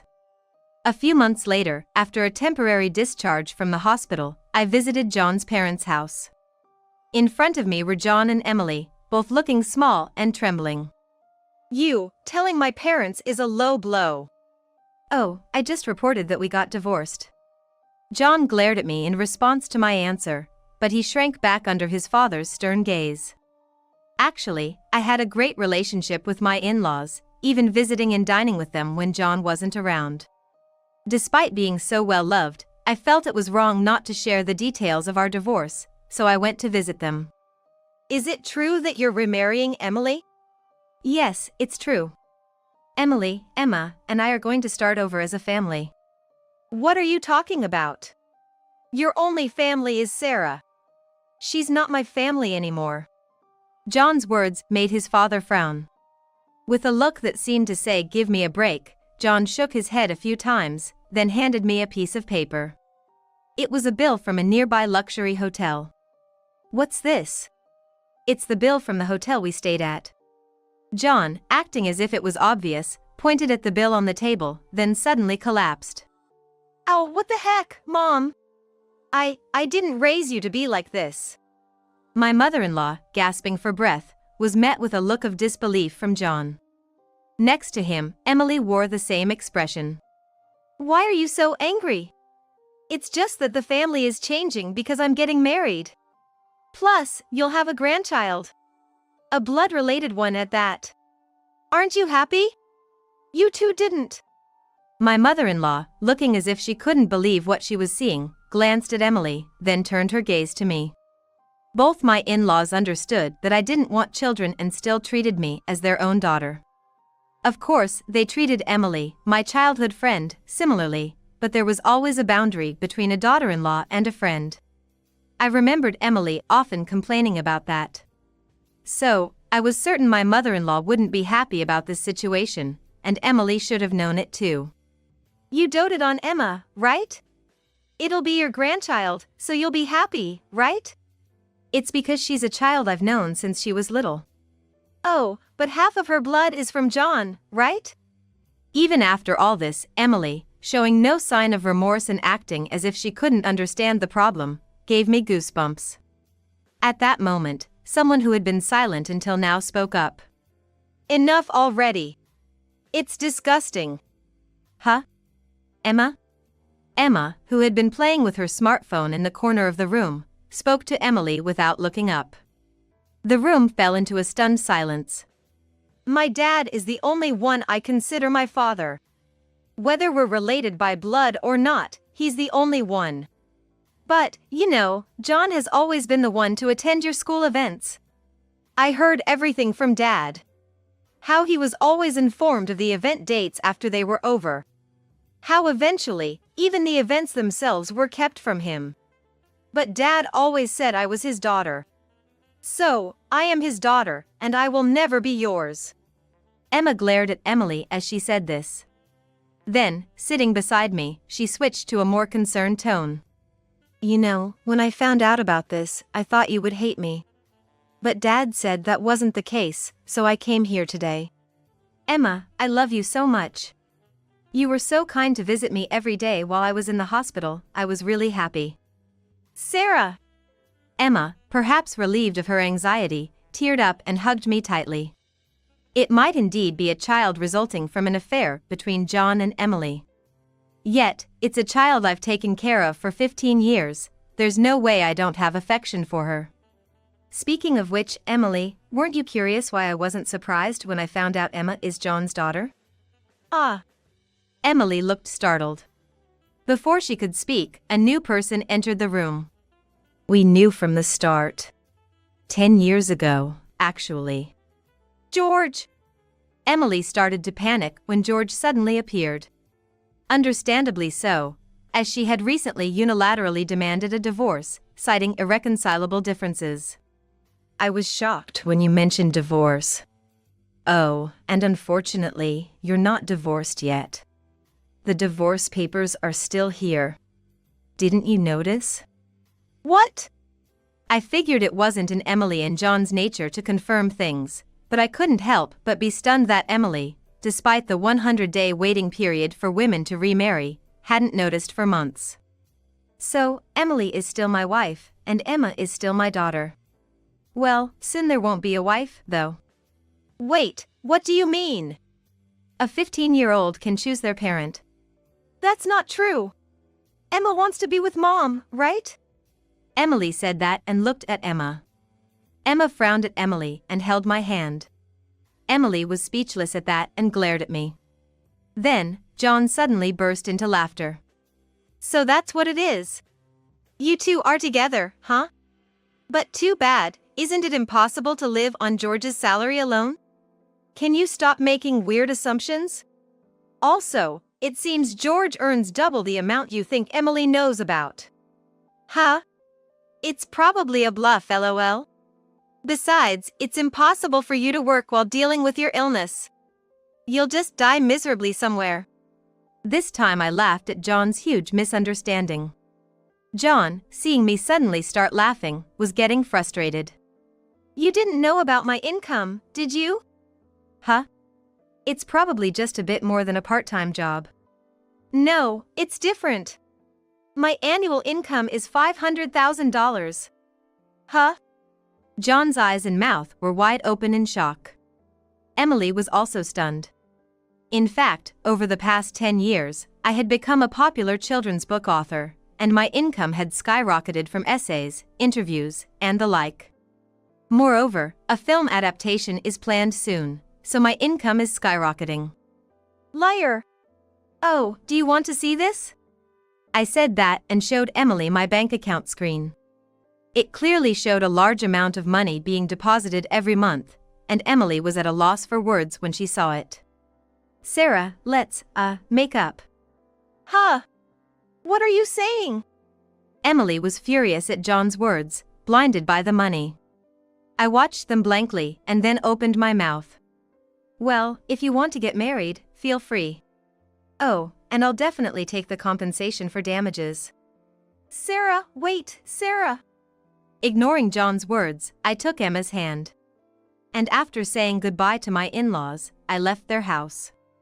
John originally worked at my father-in-law's company, but it was revealed that he was lying about going out for sales, and he was fired. My father-in-law planned to forcibly put him on a friend's fishing boat and work him to the bone. Working on a fishing boat was tough for indoor-loving John, and he contacted me several times, but each time I notified my father-in-law, and eventually, the calls stopped. Emily lost custody to George and got divorced. She seemed uninterested in John, who couldn't afford luxuries, and didn't seem to chase after him. She was disowned by her family and lived alone in a rundown apartment. She hadn't worked at all since getting married, and since she had always made others do things for her, she couldn't do anything herself, and there were hardly any places that would hire her as a full-time employee. Still, she had to pay for her living expenses and child support, so she worked multiple part-time jobs and barely made ends meet. After entering a high school, Emma worked hard every day to study abroad and go to a prestigious university overseas. Being originally diligent, her dream is to translate my picture books and deliver them to children all over the world, which makes me happy. As for me, my picture books are selling well, and I am receiving more and more offers for anime adaptations and merchandise. My illness is also progressing well, and although I am still hospitalized, my doctor recently told me that I might be able to leave the hospital next year. And one more thing, George and Emma come to visit me every day. Actually, George recently confessed to me, with remarriage in mind. I haven't given my answer yet, but I can't help but have feelings for him, who said he wants to live together when I leave the hospital. While thinking about what to answer, I work on my picture books every day.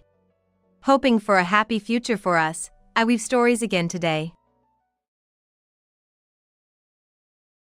Your father and mother are in critical condition. You need to cut your trip short and come home immediately. I pleaded desperately to Tyler. But Tyler's response was heartless.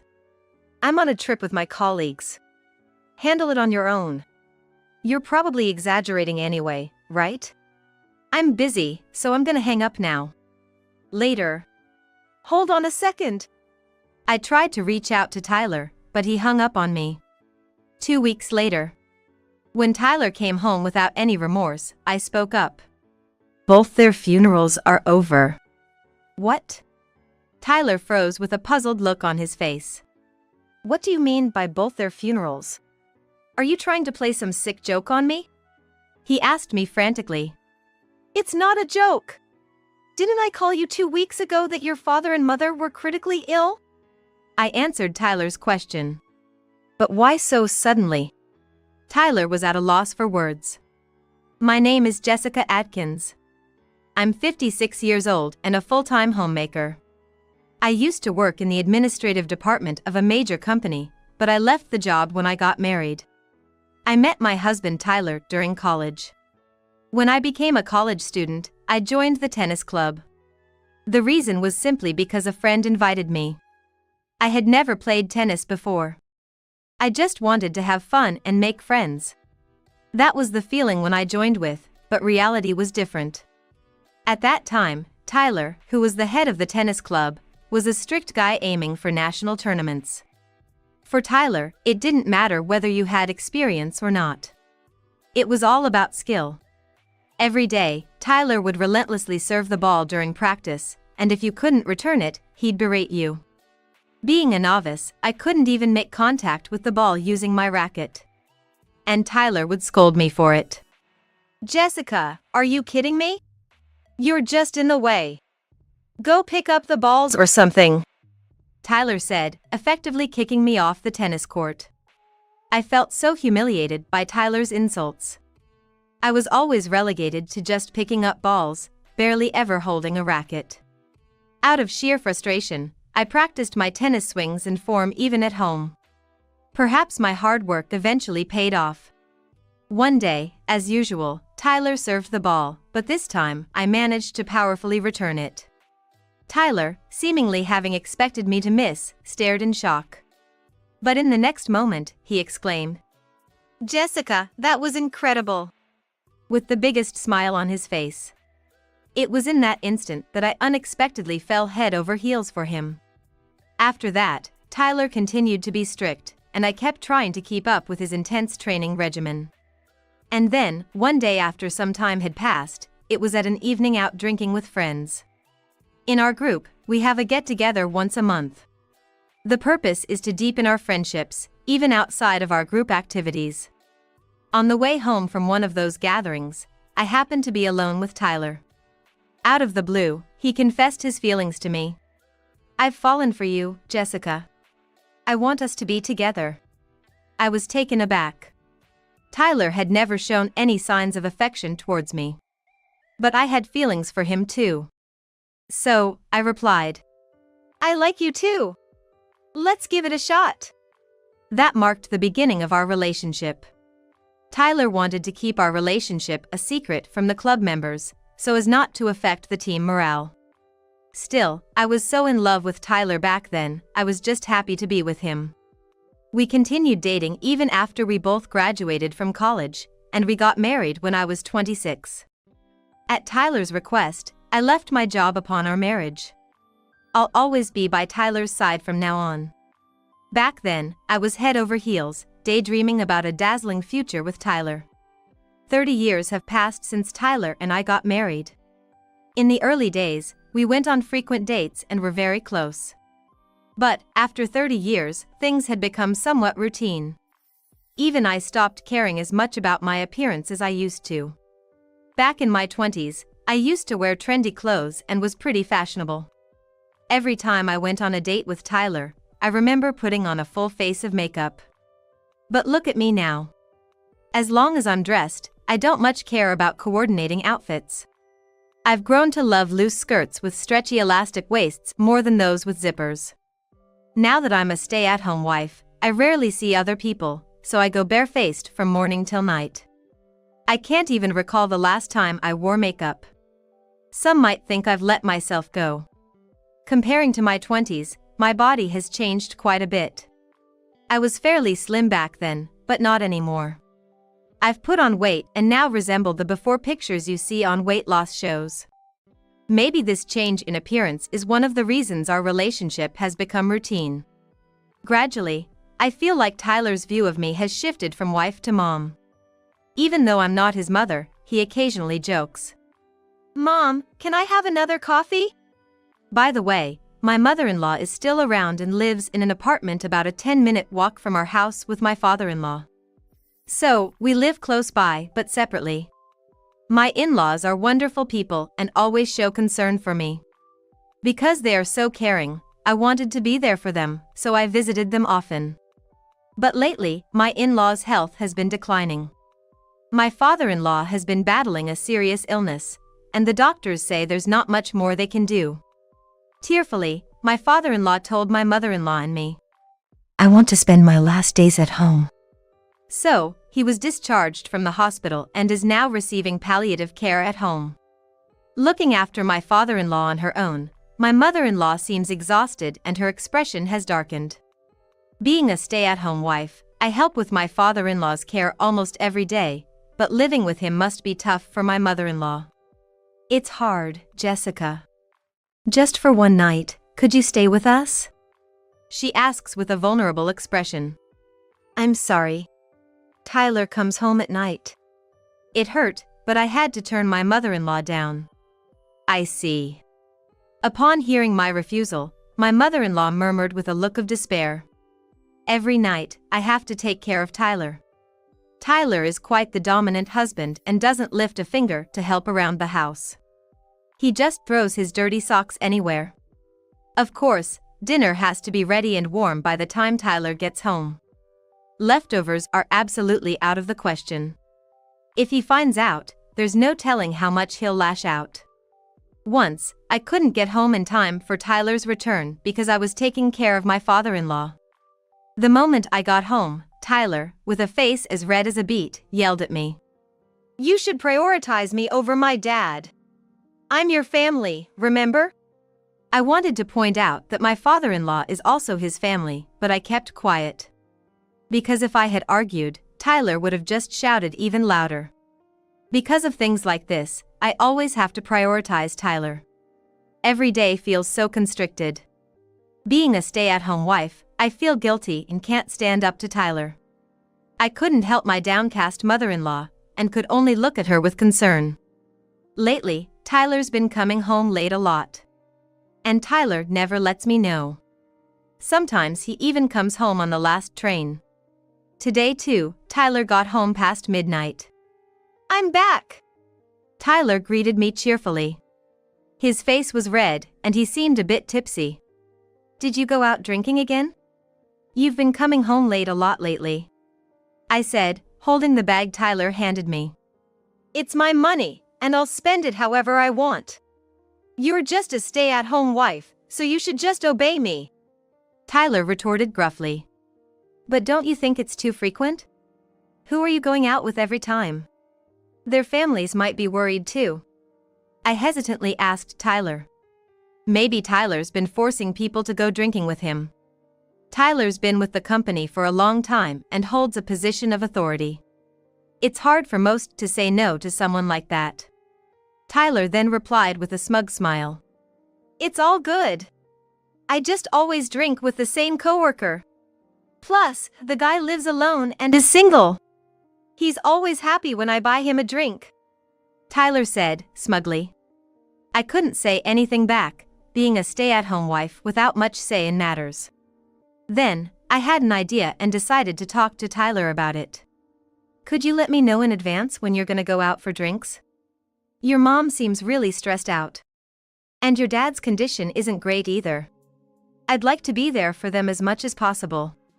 But Tyler laughed off my concerns. No can do. When I go out depends on my mood. Besides, Mom will handle Dad's situation. Jessica, you should be all in for me. As I was taken aback by Tyler's harsh words, he said. Instead of standing there, get the bath ready. You're so slow. With that, he quickly headed to the bathroom. Yes, I'm sorry. All I could do was respond like that. Then, one day, Tyler suddenly told me, I'm gonna go on a trip for 2 weeks from next week. While I stood there in shock, Tyler cheerfully flipped through a guidebook, pondering what he'd eat. And he was planning to go to Australia. Regaining my composure, I asked Tyler, why the sudden international trip? What about your job? And I don't even have a passport? Tyler seemed a bit annoyed with my questions. I got a bonus, so I thought I'd just go for it. I've already requested PTO from work. And I'm not going with you, Jessica, so you don't need a passport, right? Tyler answered nonchalantly. I haven't even had a proper honeymoon since we got married. Who are you going with? I asked Tyler. Even for day trips, Tyler would say it's a waste of money and never took me along. Now this sudden international trip? It seemed suspicious. I stared intently at Tyler. Tyler retorted, I'm going with a guy from work. Now, get dinner ready already. I realized it would be challenging to press him further. Tyler probably wouldn't answer me if I continued to ask, and might even snap at me. Though I felt frustrated, I reluctantly started preparing dinner. And that day, Tyler left for his trip early in the morning. But by noon, I found myself frantically calling Tyler. What do you want? I'm about to board a plane for an international trip. Read the room. Tyler snapped at me as soon as he answered. My in-laws are in critical condition. Please cancel your trip and come home immediately. I pleaded with Tyler desperately. If he hadn't boarded the plane yet, there was still time. At least, that's what I thought. But Tyler's response was cold. I'm on vacation with my colleague. Handle it yourself. You're probably exaggerating anyway. I'm busy, gonna hang up now. Bye. Wait a second. I tried to reach out to Tyler, but he hung up anyway. No matter how many times I called back, he didn't answer. You'll regret this, I whispered to myself. 2 weeks later. I'm back. Tyler walked in cheerfully, carrying a large suitcase. I approached the unapologetic Tyler and said, Both their funerals are over. What? Tyler looked puzzled, as if he didn't understand what I was saying. What do you mean by both their funerals? Are you playing some kind of sick joke? Tyler, clearly panicking, questioned me. I sighed deeply at Tyler's flustered demeanor. It's no joke. Don't you remember I called you 2 weeks ago telling you your parents were critically ill? I replied to Tyler's question. But, why all of a sudden? Tyler trailed off, unable to find the words. And I found myself sitting on the floor. When I went to visit your parents, they both had collapsed with pale faces. I called an ambulance in a panic, but the doctor said they were both in critical condition. Your dad needed care for a while now, and your mom had been looking unwell recently. Just a series of unfortunate events, I guess. I explained to Tyler, with a detached tone, about the events leading up to my in-laws' critical condition. I'm truly heartbroken that my in-laws ended up like this. I was visiting my in-laws' house almost every day and still couldn't save them in time. To this day, I regret not going to their place sooner. But right now, I'm just so angry at Tyler. My in-laws are his real parents. Yet, Tyler chose himself over them until the very end. No matter how much I pleaded, Tyler always prioritized himself. Remembering the tired look on my mother-in-law's face just makes me even angrier at Tyler. Tyler, with a grimaced face, remained silent. He probably can't come to terms with reality. I decided to press Tyler further. It's your fault, isn't it? Choosing a trip with your colleague over your own parents. Did you enjoy your vacation? I asked Tyler with a sly smile. But Tyler just stayed silent. So, I decided to prod a bit more. Well, I guess a trip with your lover is fun, right? 2 weeks seems a bit long though. When I said that, Tyler, as if resigning himself, began to talk. You knew? Yeah, I've been seeing Baker from work. She's over a decade younger than you, and she comforts me. It seems Tyler was indeed cheating. His recent late nights were probably because of his affair with this Baker. As I stayed silent, Tyler, thinking I had accepted his confession, began to talk more. Baker is nothing like you. She has a slim figure, is beautiful, and she has a job. You're nothing compared to her. Tyler was clearly proud of himself. Huh. Not caring at all, I responded nonchalantly. He seemed to forget he had asked me to become a stay-at-home wife after we got married. Then, as if he had an idea, Tyler made a suggestion. That's right. Now that my parents are gone and there's no one to oppose a divorce with you, and I can live here with Baker. So leave right now. I was flabbergasted by Tyler's words. Up to now, I'd been a stay-at-home wife, always deferring to whatever Tyler said. I had no regular income of my own, and part of me lacked the confidence to move out and support myself. But after seeing Tyler prioritize a trip with his mistress over his critically ill parents, I didn't want to be with him anymore. Fine, I'll leave right now. Goodbye. And with that, I packed a minimal amount of stuff and left the house. A week after I started staying at a budget motel, my husband Tyler called my cell. Hello? As soon as I picked up, Tyler jumped in. I can't find the checkbook at home. He sounded pretty panicked. However, I left all the statements under Tyler's name at the house. Of course, that includes the bank book where Tyler's salary gets deposited. The only checkbook I took is in my name. Did you check properly? As soon as I said that, Tyler shouted. It's the checkbook in your name. That account had a pretty good amount of money, right? It's a joint property, so half of it's mine, isn't it? After recklessly spending on trips and whatnot, I couldn't believe Tyler was now bringing up joint property. Holding back a heavy sigh, I calmly responded. The money in that checkbook is from gifts I received from my family and savings from when I was single. So it doesn't count as joint property, you know? Tyler, sounding frantic, replied. That's a problem.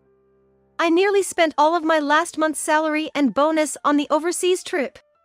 I thought I could cover the shortfall in our living expenses by withdrawing from your account. Up until now, I'd kept my checkbook in a drawer where Tyler could easily see it. I had no intention of hiding it from Tyler. So Tyler must have sneaked a peek at the balance. I've moved out, Tyler, so I have no idea about your living expenses. Maybe ask for an advance on your paycheck? I firmly declined Tyler's request. Then, I added, just to give Tyler a heads up. By the way, you might want to assume that there's hardly any inheritance from your parents. They were living on their pensions, and with the cost of your father's care, they were barely getting by. And you better clear out their rented apartment soon, or you'll be paying rent every month. My in-laws had been living in a rented apartment, barely making ends meet with the rent and the cost of caring for my father-in-law. My mother-in-law somehow managed to save and get by each month. I reckon my mother-in-law had her share of worries and stress. You're kidding. Tyler sounded shocked over the phone. So, I decided to give Tyler the final blow. I have no responsibilities to help you out. You are on your own, I declared cheerfully. Why? Tyler's voice was full of disbelief. Tyler is already struggling with money, and he's probably panicking. Moreover, he's lost my in-laws and has no one else to turn to. I've already lost my real parents. How can you be so heartless? Are you some kind of monster? Tyler cried out, venting his frustrations at me. Despite having kicked me out with no income, he seemed to have forgotten that. I have no sympathy for Tyler who's lost so much. It's all Tyler's fault. So, I laughed and replied. Well, duh. You cheated. Don't expect me to help you out after what you have done. Hearing the word cheated, Tyler flinched. I don't want to ask the company for the help. If the company finds out about Baker and me, it'll be a disaster. Tyler's voice was shaky. But it was not my concern. I don't even know the face of Baker. It's you and Baker who did wrong in the first place, right? I challenged Tyler. I hope they both lose their social credibility. I've got nothing left to lose. Whatever happens to them, it's none of my business. It's all my fault. Just help me out this time, please. Tyler pleaded with a voice full of desperation. No way. You're gonna regret this big time. I told him that and ended the call with Tyler. Tyler and I eventually got divorced. At first, Tyler was reluctant to agree to the divorce, mainly because of the financial issue. But in the end, he was persuaded by the lawyer I hired and signed the divorce papers. Tyler always acted arrogant in front of me and my in-laws but was very submissive in front of others. He's the kind who's all bark and no bite. That's probably why Tyler couldn't stand up to a professional like the lawyer and ended up being told what to do. Our properties will be split equitably. All thanks to my lawyer. Tyler had almost exhausted his savings on a trip abroad with Baker. So, he was tight on cash. My lawyer guessed that Tyler will be very uncooperative. But in the end, I was pleased with the situation. Now, about what happened afterward. It seems Tyler is living paycheck to paycheck, having difficulty to support himself. On top of that, he had additional expenses like cleaning out and paying rent for the rental apartment of my in-laws. And apparently, he got dumped by Baker. Initially, Baker was very ambitious and got close to Tyler for her own career advancement. But affair was exposed right after we got divorced. Tyler got demoted, and it seems Baker got transferred to a remote branch. If Director Adkins is getting demoted, I don't need him anymore. Thanks for everything. That's what was said, and Tyler got dumped. Though Tyler got demoted, he didn't get transferred within the company.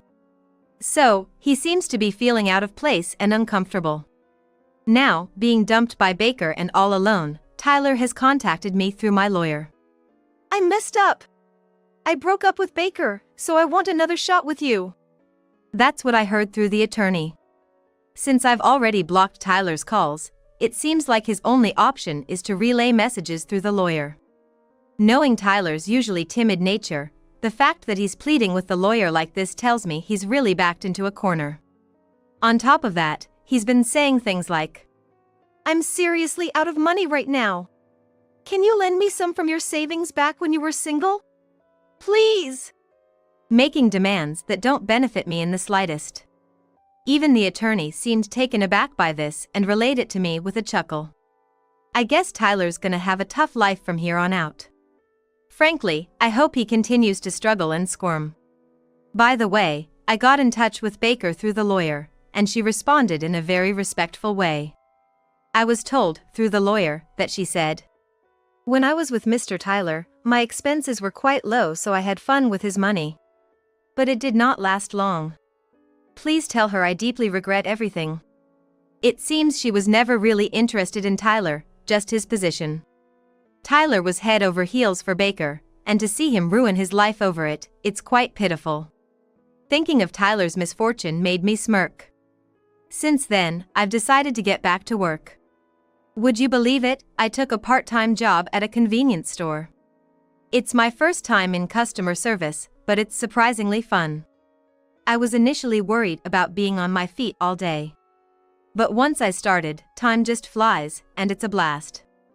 Beyond working the register, there's ordering products, frying snacks, and a lot more to convenience store work. I even get to use my housekeeping skills with the cleaning tasks. I've heard from the manager that if I work hard, I could become a permanent employee. Apparently, there's been others like me who made the transition. Being in my 50s is like being at the halfway point in life. Being divorced, I initially thought my future was bleak. But even at this age, I'm discovering new things and having a ball. I want to keep looking forward and keep on moving. That's how I feel right now.